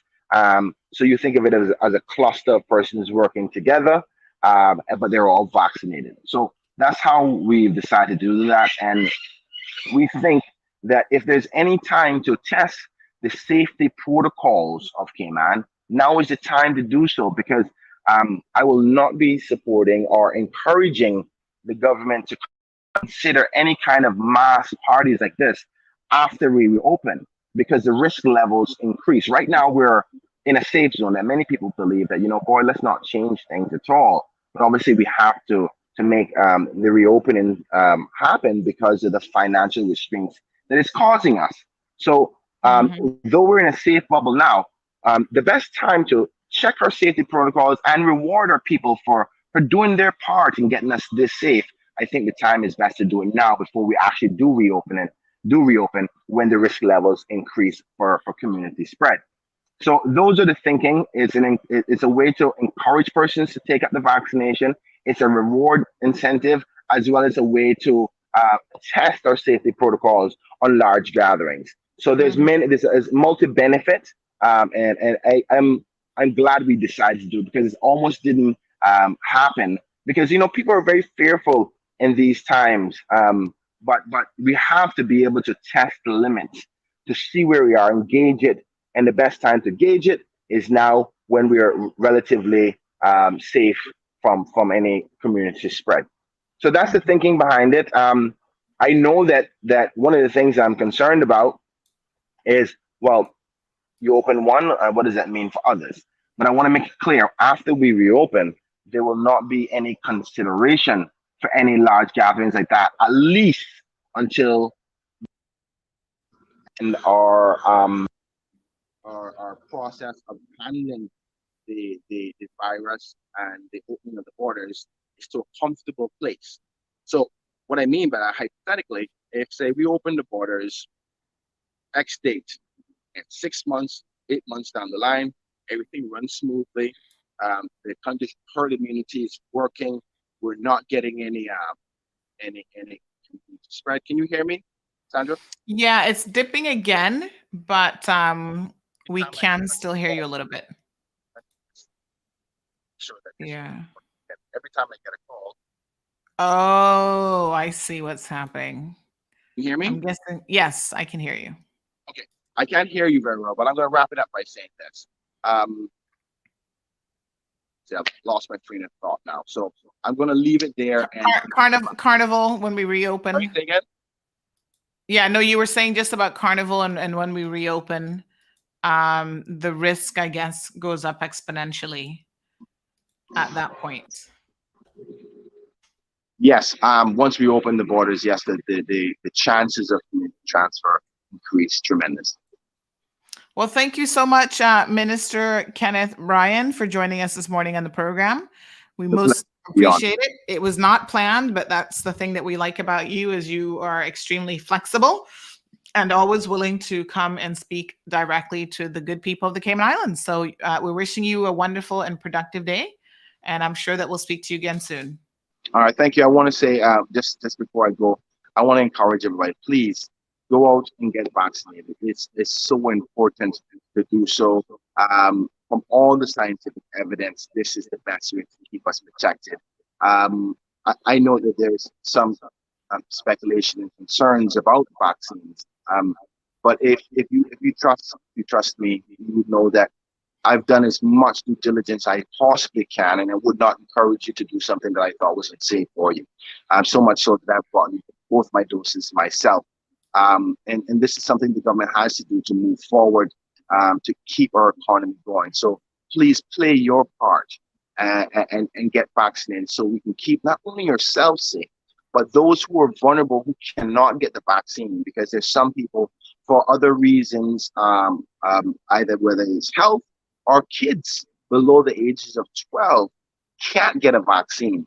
So being vaccinated allows us to reduce the chances of, even if somebody comes into the island with the COVID, that our built up system of protection allows it to stop it from getting to our most vulnerable, those being the children and those who are elderly, who have medical ailments that doesn't allow them to have the vaccination. So please, I encourage you, let's do this together. Let's do the right thing, because this is the way forward. And the science proves that and shows that. And I know that some may have concerns. I actually pray and ask God for guidance as well, as I did. And I'm comforted today to say that I've gotten the vaccine. And Sandra, thank you so much. Thank you, Kim and Marwood. God bless you and have a wonderful day. Thank you so much. We appreciate it. All right, good folks. So that is Minister of Tourism and Transport, Mr. Kenneth Bryan, Honorable Kenneth Bryan. Thank you so much. Jonathan says, I don't want to hear anything about visitors or work permit holders. I want to hear when Caymanians are going to get something in their own country.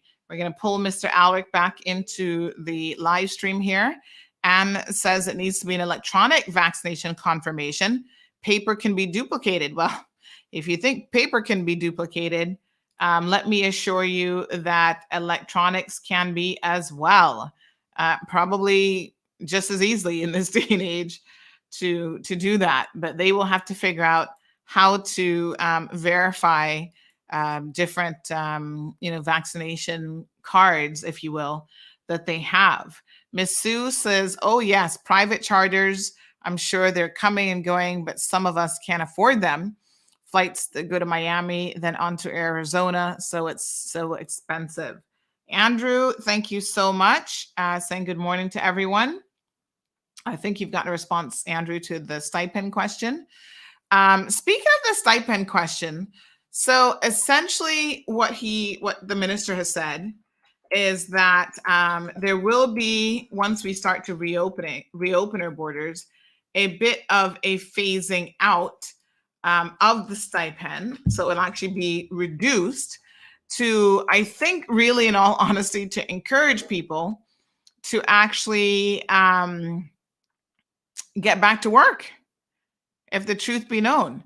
Now, I was watching something just yesterday. I'm going to see if I can find this, because can you believe that in the United States of America, they are having an issue with people not wanting to work because they've gotten so used to receiving the good government money for doing nothing.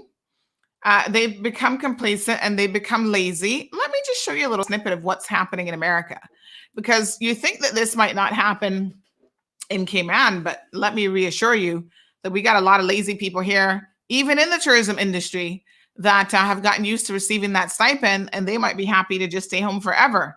Here's what America is doing. Build says, good morning, Sandra. Great job you're doing. Thank you so much. Appreciate it.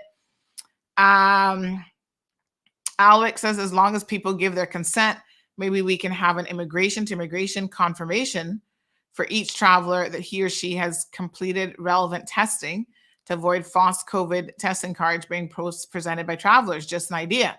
Well, that would mean us relying on agencies overseas to be doing their jobs as well. So I can't speak for anybody else and how well of a job they're doing, but it's certainly, I think, a recommendation, I suppose, that we can look into. But all systems are subject to fraud.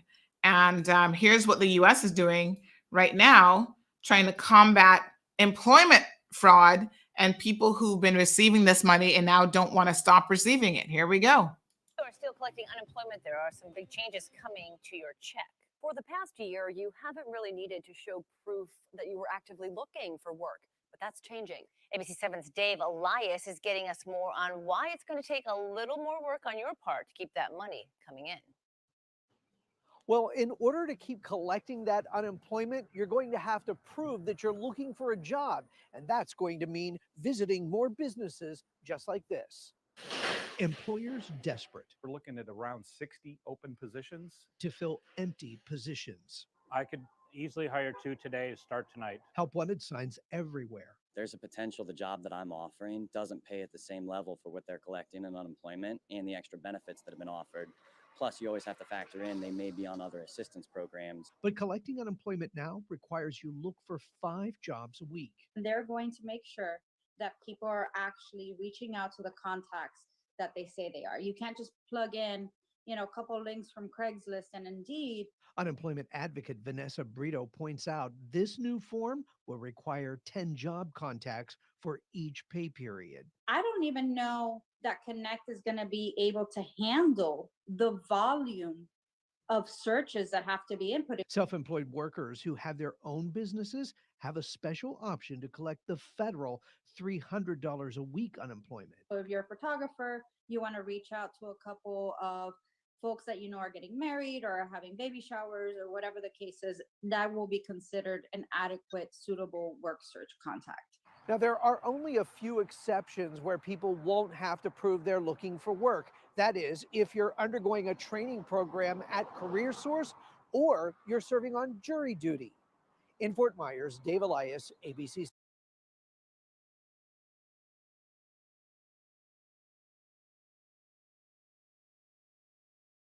So, folks, can you believe? I mean, this sounds a bit crazy, but in America, they have a surplus of jobs that employers are trying to hire for, and people are not applying. That one employer says he's got 60 jobs, 60 vacancies, and he needs people to apply. I was thinking maybe Caymanians need to move to the States right now to try to find some employment if we could. But yes, that's the situation. They've got jobs available, and people are finding it easier to sit back and accept the money that has been received as opposed to just getting on it and getting a job and getting up and going to work. It's not a bit of a crazy situation. What a hot mess. Alric, any thoughts on that, my dear? Your mic is muted. Vanessa says, Sandy, sorry, but if we wanted to follow the PPM's roadmap to reopening, we would have taken them back in power. Yeah, that isn't my point. I want to be very, very clear about why I say that, because again, I think it is important for historical reasons that we keep the record straight. And that's what we do here in CMR. We go to great lengths to make sure that y'all keep the record straight. So here's a government who has tooted their own horn consistently during the election, saying that they were doing such a fantastic job with the COVID situation.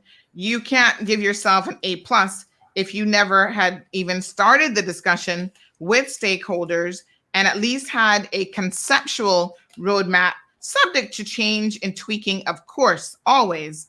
But you can't say that you were doing such a fantastic job if none of those things were actually in place. That's the point of Vanessa, my comment. It's not that we would be following their roadmap. It's just that they never bothered to have one.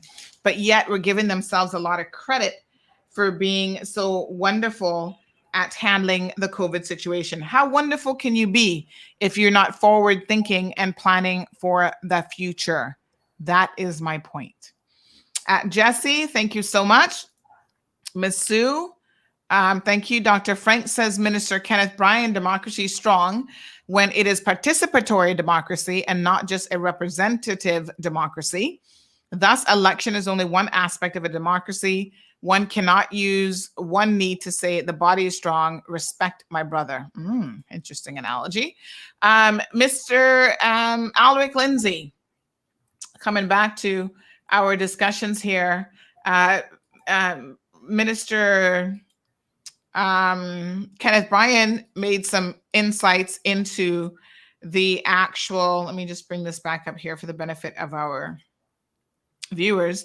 He made some insights into the actual reporting here. And he's saying that where it says nil, that is a situation where they would not have had more than a single contribution from an individual at that threshold of 5,000 plus. Even so, I know that some of these are actually incorrect. So I don't know what that means. Do you think the election office should go back, Alric, and make some queries about what people are saying on their reports? I mean, if they're adequately staffed and it's permitted under the law, they should be able to go back and ask questions. But I don't know what the situation is, if they have enough staff or they have the relevant accounting people there to make that confirmation.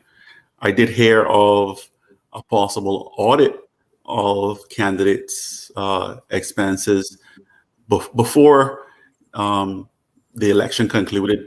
I did hear of the possibility of audits being conducted. Yes, but I think the head of the of the elections officer, Mr. Wesley Howell, did actually say that on our program. So I will be just following up with him to see if there will be any audits, because that is an interesting point. So we'll be asking him that question amongst others. Mm-hmm. I was just trying to look up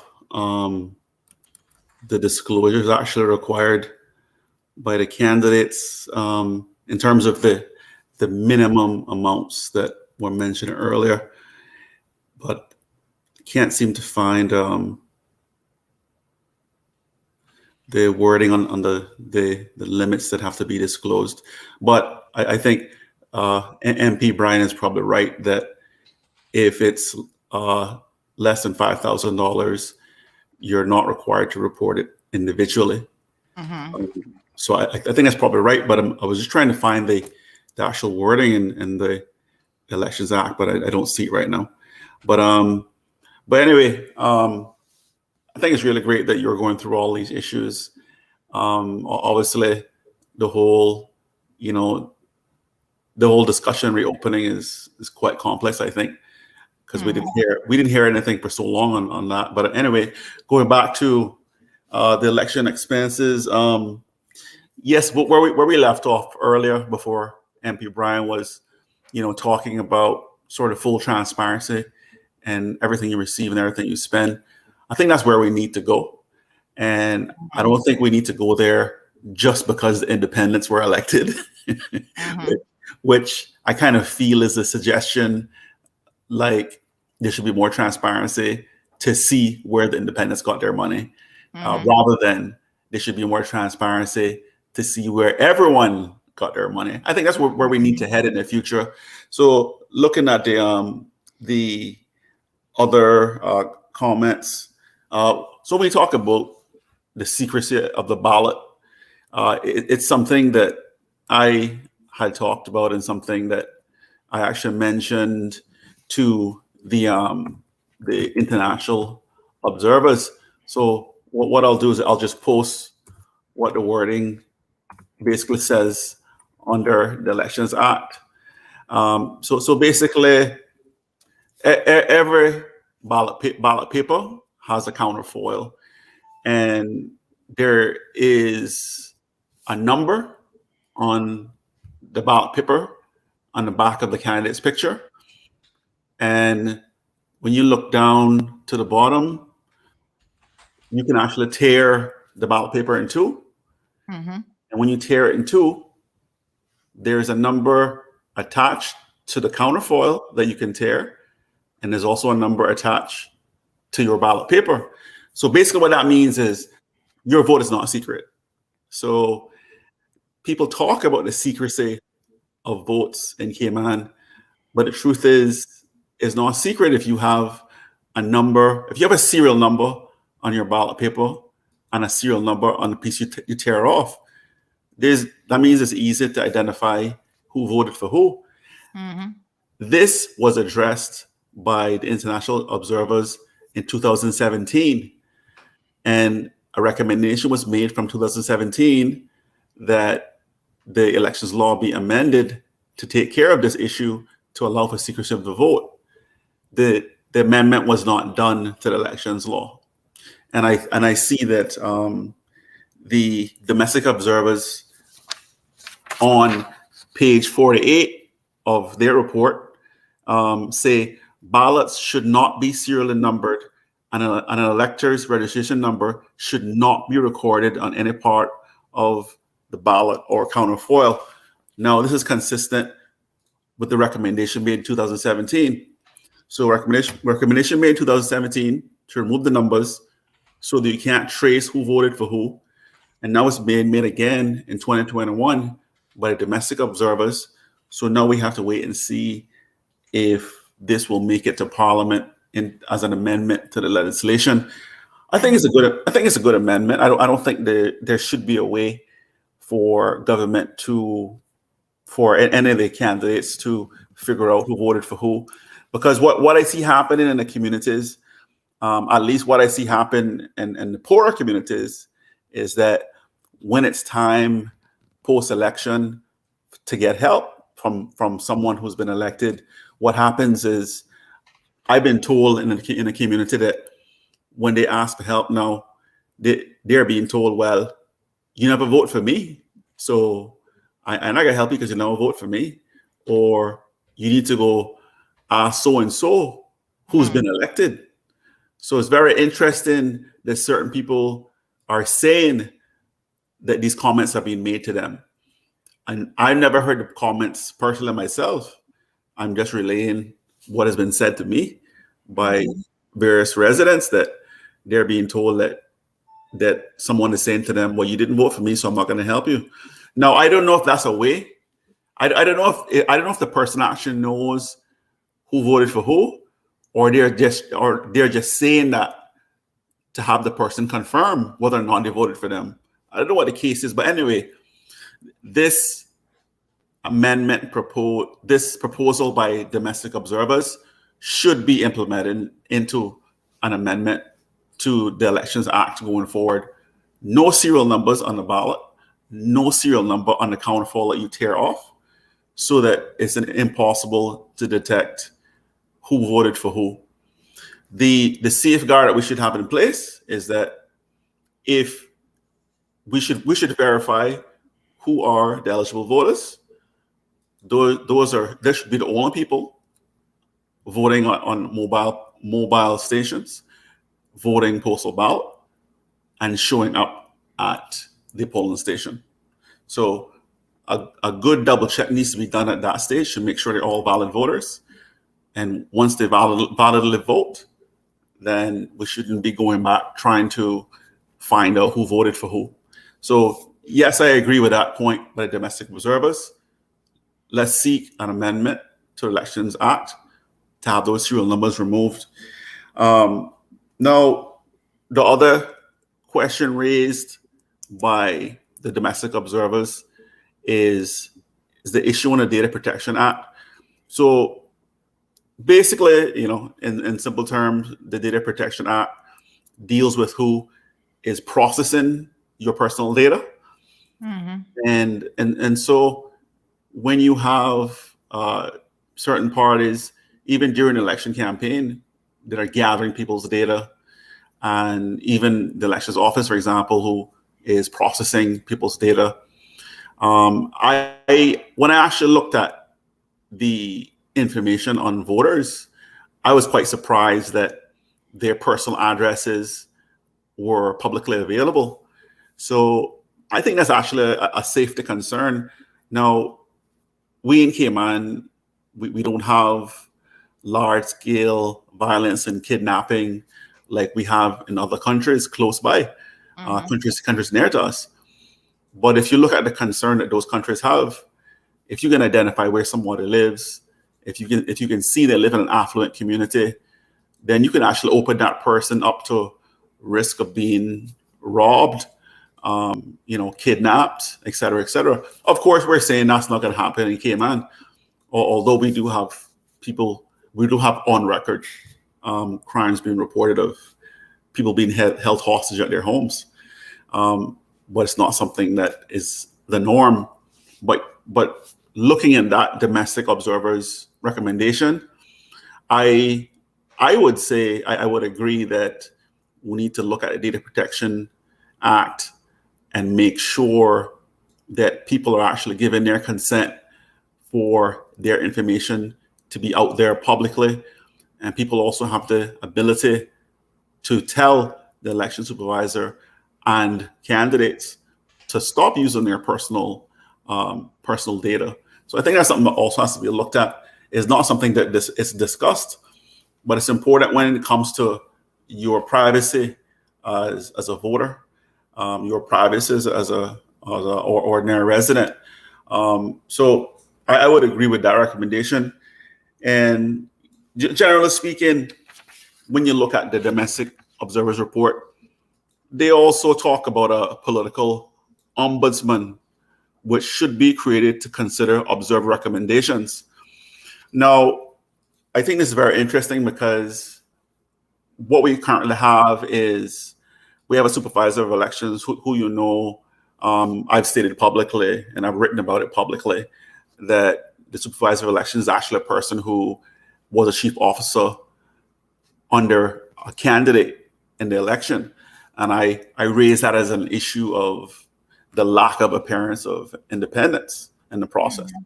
Now, the domestic observers have found no issue with this, and they have found that everything was clean and everything was run great, et cetera, et cetera.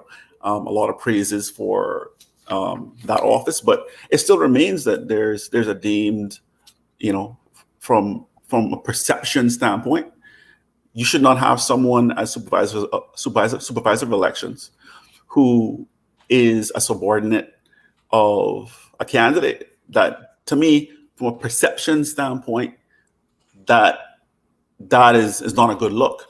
So I do agree with the idea from a domestic observers that there should be some sort of political ombudsman. But the issue here is, if you make reports of election offenses, etc., to a political ombudsman, I think that you also have to make sure that that person has relevant powers under Elections Act to enforce any breaches of the Elections Act.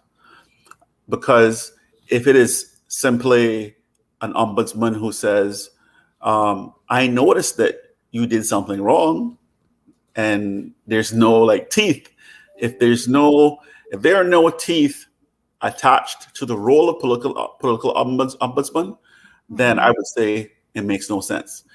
If there are teeth, if there are powers of enforcement and penalties given to a political ombudsman who is independent of candidates, who doesn't have any relationship with candidates, who's not employed by a candidate, who does not work under a candidate, then we can have an effective process dealing with complaints under elections law.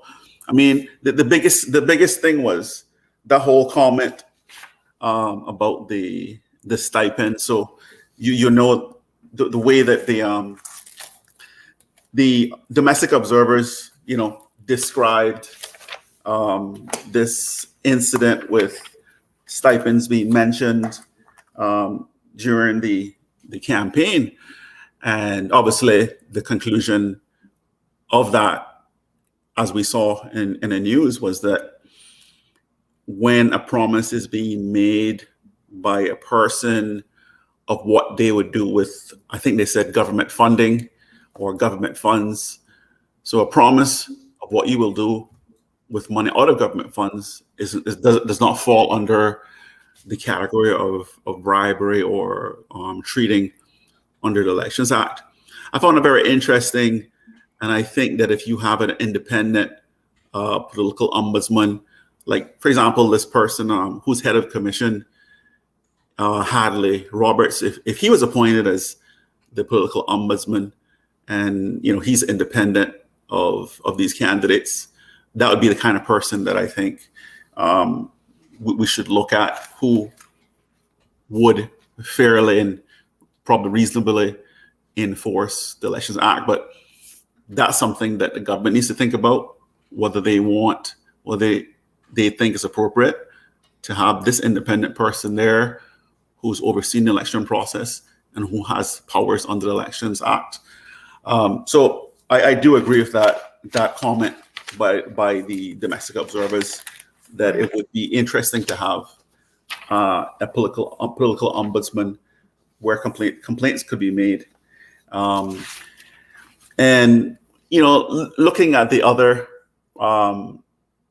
observations from domestic observers, one thing I definitely agree with is that we, as a candidate, I think I should go and vote and leave. That's what I think.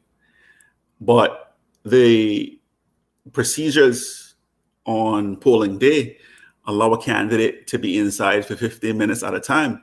So as a candidate, you can go into the polling station for 15 minutes, you can come outside. Now, you see, the issue with that is, I believe personally that a candidate could influence while inside walking around, and also influence just by standing outside. We are aware of in other districts where people were hugging and people were shaking hands. I didn't shake anyone's hand.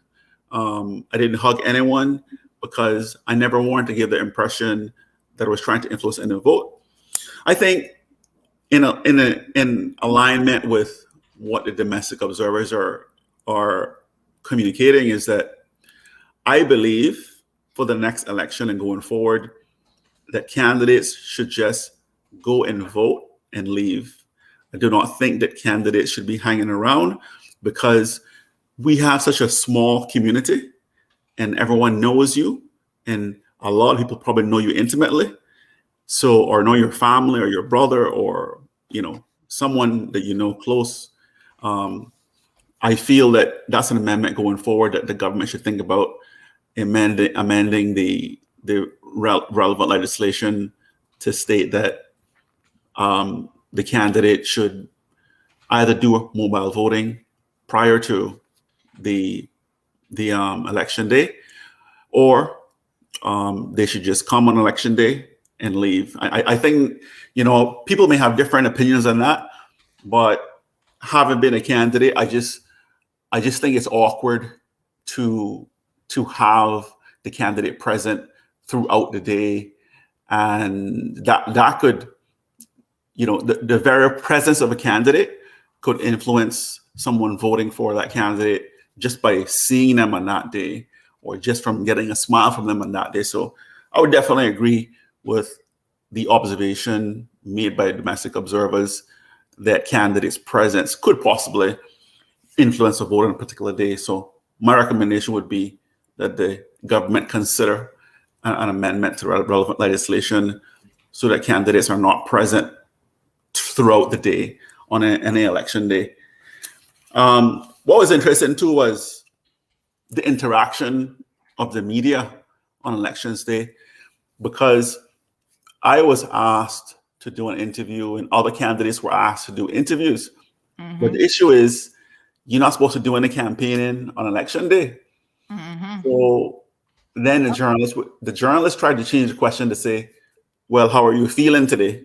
Mm-hmm. Mm-hmm. So I think it's quite tricky. So I think the government and we were confused by that as well, because I'll be honest, we were told and given very, very strict guidelines, and this being our first election cycle here at CMR, we didn't want to put ourselves in a position of running afoul of the directions that we were getting from Mr. Wesley at the elections office. But then, so we planned our program, especially speaking to candidates, doing poll analysis and all that sort of stuff, once the polls had actually closed, because we were told that because the candidates themselves cannot participate in anything on that day that would be seen, even remotely as a form of campaigning. That's why signage has to come down. All these other things have to happen. We were specifically told that even talking about a candidate was running the risk that we could say something incorrect, and then the candidates would have a rebuttal point that they were not in a position to respond to us because, of this, what was the word that was used? This sort of gap, or whatever you want to call it, gag that was put in place for the day. So we didn't do it, but yet we saw competitors interviewing candidates and talking to candidates. And even some individuals who were working for our competitors were messaging us thinking, well, I'm not sure if this is right. And that they had actually reached out to Mr. Howell saying, the Compass, for example, came on 27, never did that before. And then the Compass has taken this approach of speaking to two candidates on election day. What was the real deal? And, there was I'm going to just for complete clarity and, completeness, on the 15th at 1:06 p.m., we sent Mr. Wesley Howell an email to say that we thought that candidates were under an embargo, but yet the Compass is interviewing them. This is at 1:06 when we became aware that these interviews were taking place. I'm trying to remember if I don't think he ever even responded to us. Well, I mean, luckily you can invite the supervisor onto your show another day, and supervisor can clarify. But definitely it was confusing for candidates because the reporters wanted to ask questions. Yes. But the thing is, you And I couldn't mean, say, if questions are allowed, then they should be allowed from everyone. It shouldn't be that the Compass is getting a pass that day just because they're the Compass. If there's an embargo in place, and this is what we were told, that there was an embargo in place, the candidates can't speak to media, they can't talk, whatever, and then we saw them conducting interviews. So it was just unclear, and it was very unusual. yeah, it was unclear for everyone because even, for example, when it comes to mobile voting, that's like your voting day, right? That's your polling day, right? So ideally on polling day, there shouldn't be any advertisements, right? Right. But remember, this mobile polling day is before the general election day, right? Mm-hmm. So who's going to remove all their signs Right. for mobile polling day? You see, so that wasn't done. So that's another thing they have to pay attention to when they're making amendments to the elections law as well, the Elections Act, is that are you going to communicate to candidates that on the mobile polling days that they have to cover up their signs? Or I think that would be unrealistic, but anyway, What- let's get to a few viewer comments. We are a little bit into overtime here this morning. So we had a question from Mr. Walton. He said, just to clarify, is Alric saying that my voter's ID number can be tied to the ballot serial number?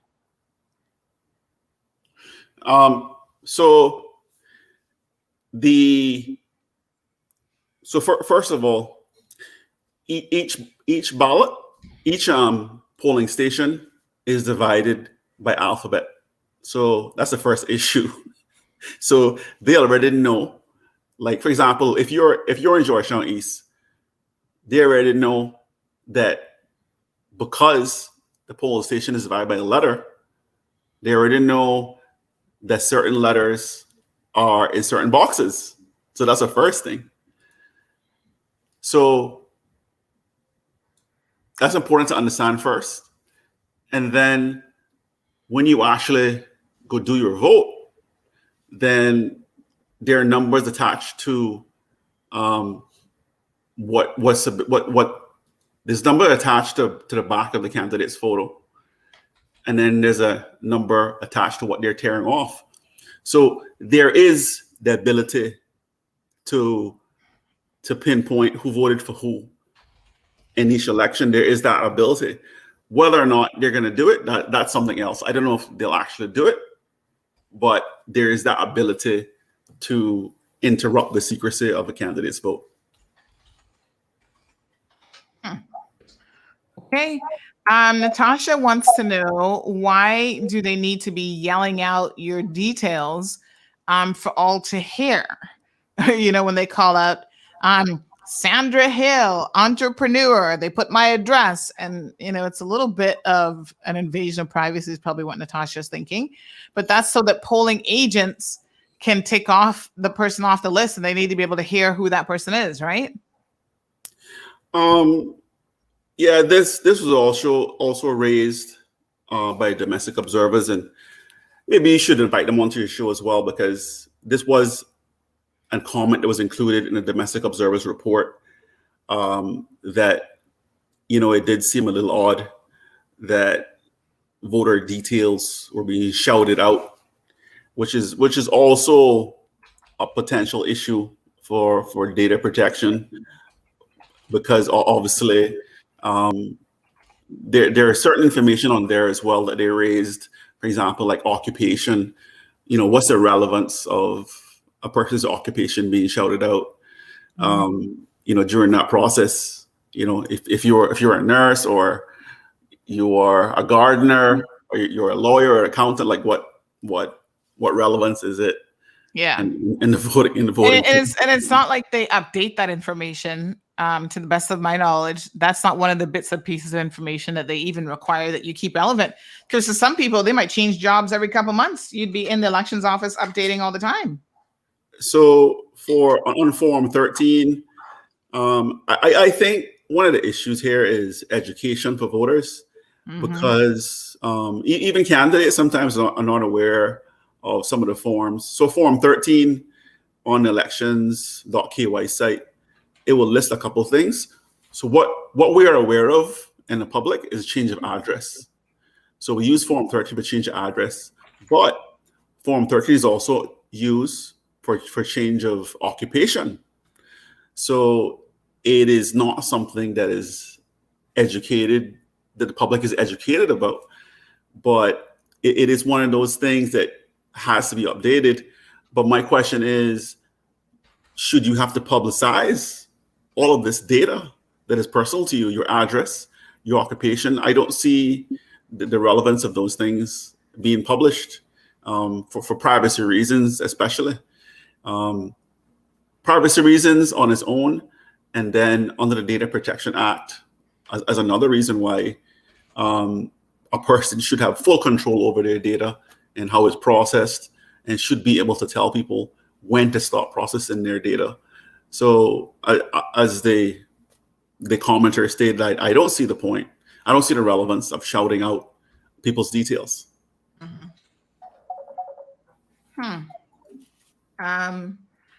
Okay, well, what a mess. Thank you, Alric. Charlene says in West Bay, candidates are observed sitting outside of the polling stations, and then the winning margin was so close that it left the boundary residents questioning as to the litigation of the total of just 27 ballots. Rose says there was some ridiculous, this was so ridiculous. Who came up with that procedure? Yelling at voters' information sounded so backwards. So it looks like a number of questions have definitely arisen out of the election cycle. We've not had time to go through all of the recommendations, obviously, from the domestic observers. The international observers report will be coming out relatively soon. And I guess we can have a look at that once we have Alric some of their feedback. But it is very interesting. And I think that a lot of these issues are easy to fix and easy to tweak, and they should be done. I mean, people are complaining about candidates being able to bus, people in on the day of polling station and whether or not that should be continued. There were questions about whether or not, how long, as you mentioned earlier, that candidates should be able to stay at polling stations. So someone just mentioned that there's a prospect candidate who did not have they did not have enough agents. So they were at the polling station all day as a candidate. How can that be allowed? I don't think that it should be. You have a right and an obligation. So, it's just absolutely crazy to think that you had the time frame to get your agents together, and because you didn't do that, that now permits you to hang out at a polling station all day. That can't be how the law was intended to work. So I think there's a lot that needs to happen, even in terms of enforcement on polling day. I think everyone in this country should read through this report with a view to educating themselves, because as you rightfully said, education is key. That's where it all ends and begins as such. If you're operating with misinformation and wrong information, we'll never get too far in this country. So Alric, Walton is saying again that he's basically confirming that you're saying his voter's ID number was recorded in any section of the ballot paper. I don't think that it is recorded. That is just used for the purposes of confirming your ID before you vote. Is that correct?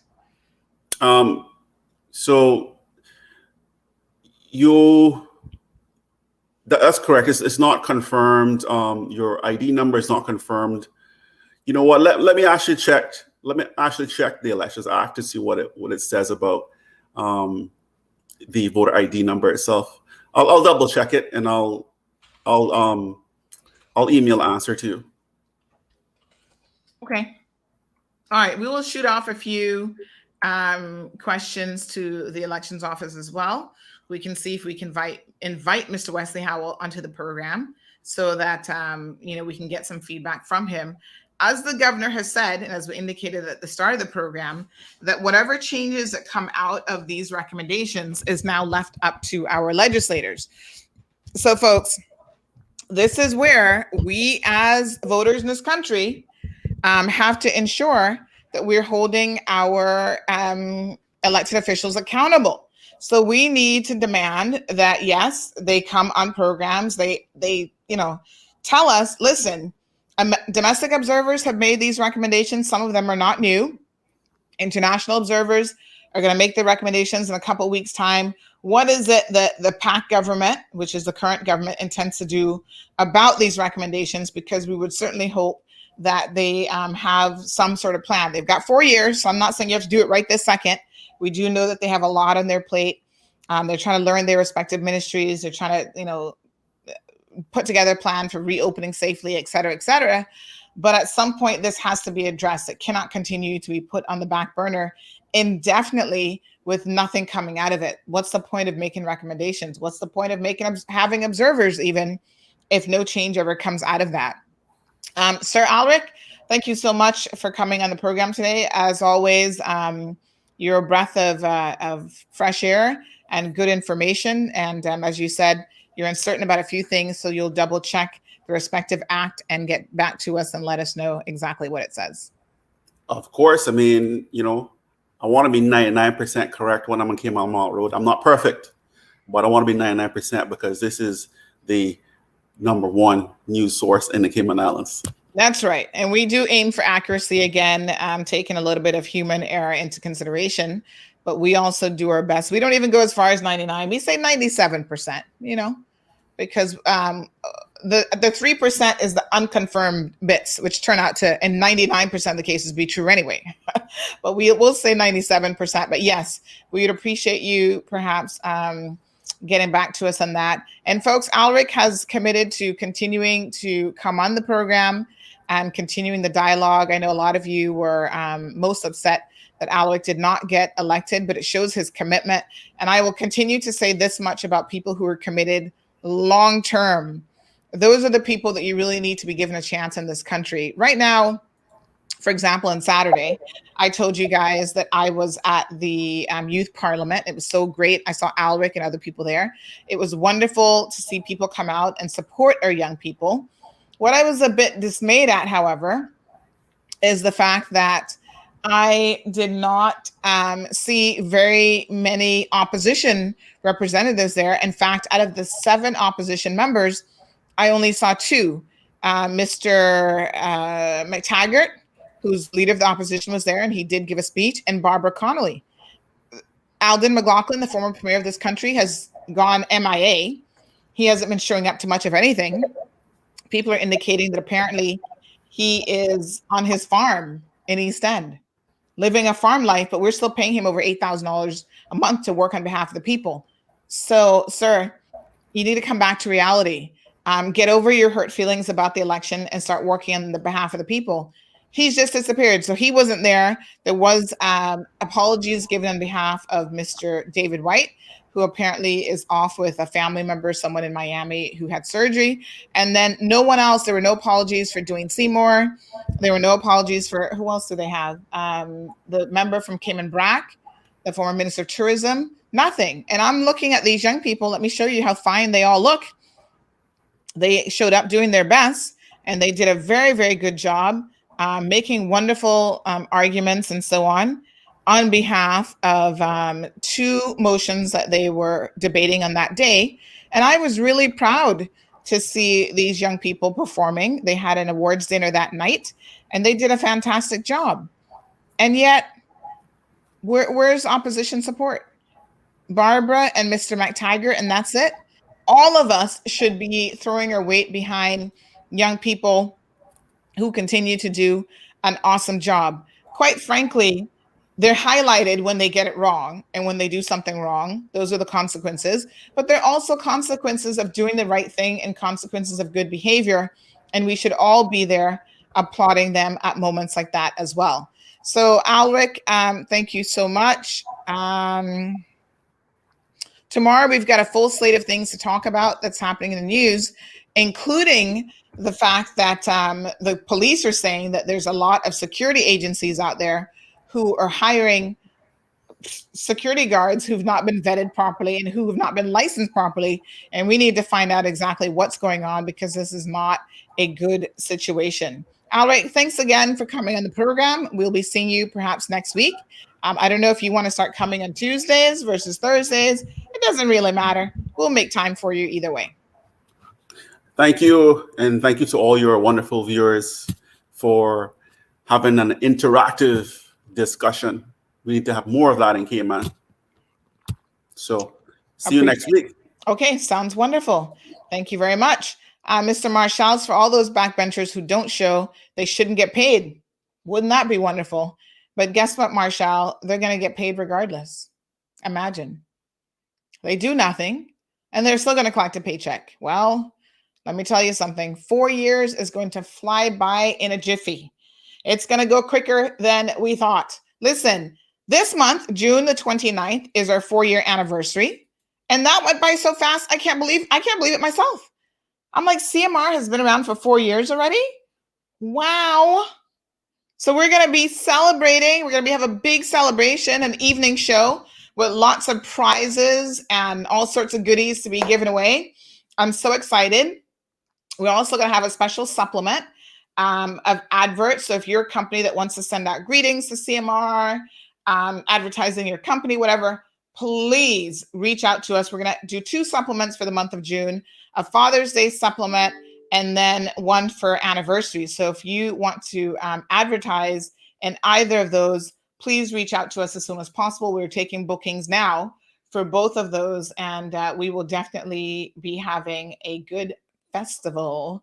Like, you know, it's not going to be a carnival, but we're going to party virtually with each other here on the show. And I've already got companies stepping forward with gift certificates and all sorts of donations that it's going to be a great party. Anniversary party, 4 years. I am just like shocked. I cannot believe it. So you see, time flies when you're having fun, folks. And believe me when I tell you, between now and the next election, it's going to fly by so quickly. None of you are going to know what hit you. When I'm start talking about election time again, you're going to be like, what? Anyway, Miss Darlene says not everyone depression works the same. Maybe the previous premier got a severe depression from the loss of the election. God bless his poor soul.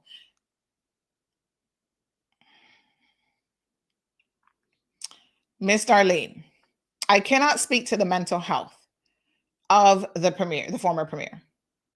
I will not speak to the mental health of the former premier. However, what I will say is, if that has caused him a depression, I would suggest professional help. Speak to a counselor, get the help you need, because you're still being paid $8,000 to represent the people of the Cayman Islands. If you're not able to perform that job, then you do realize, Ms. Darlene, that he can step down and we can have a by-election for his position. Sammy Jackson is waiting to do the job. Sammy Jackson lost an election. Alric lost an election. Mr. Mario Ebanks lost an election. None of them are suffering from depression. So I agree with you that we all respond to things a little bit differently. But if you're not able to handle the job, maybe he just wants to sit on the farm in East End. I am not knocking that. Farm life must be one of the most relaxing things in the world. Knock yourself out, do it. Where I have an issue, Darlene, is when you're hired to do a job and you're paid in excess of $8,000 a month and you can't do the job for whatever reason. You need to do right by your employer, aka the people of the Cayman Islands, and just step aside. I'm just saying that can be easily arranged. We have others who are capable and willing to take on his position. And what's the excuse for all the others? Where's Dwayne? What's his name? Dwayne Seymour. Where's he? Where's Moses Kirkernel? What, they're all suffering from depression? Come on now. Hogwash is what I'm calling it officially. Anyway, good people. Big shout out to everyone. Again, today's definitely the start of hurricane season. You should know that the funding for some farmers, the COVID funding, is coming to an end.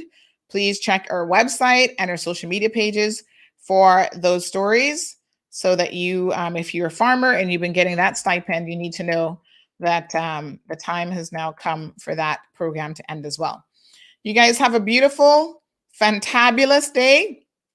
This time next week, we're going to be, getting in the groove of things with our friends who are at KISS 106.1 FM. Looking forward to that new venture. Going to be super, super exciting. And I want you guys to have a safe day, and I'll speak to you again in the morning. Thank you for tuning in to another edition of The Cold Hard Truth. Make sure to check Facebook for showtimes and more information and the latest news at CaymanMarlRoad.com. Subscribe to our IG and Facebook pages to get the latest happenings.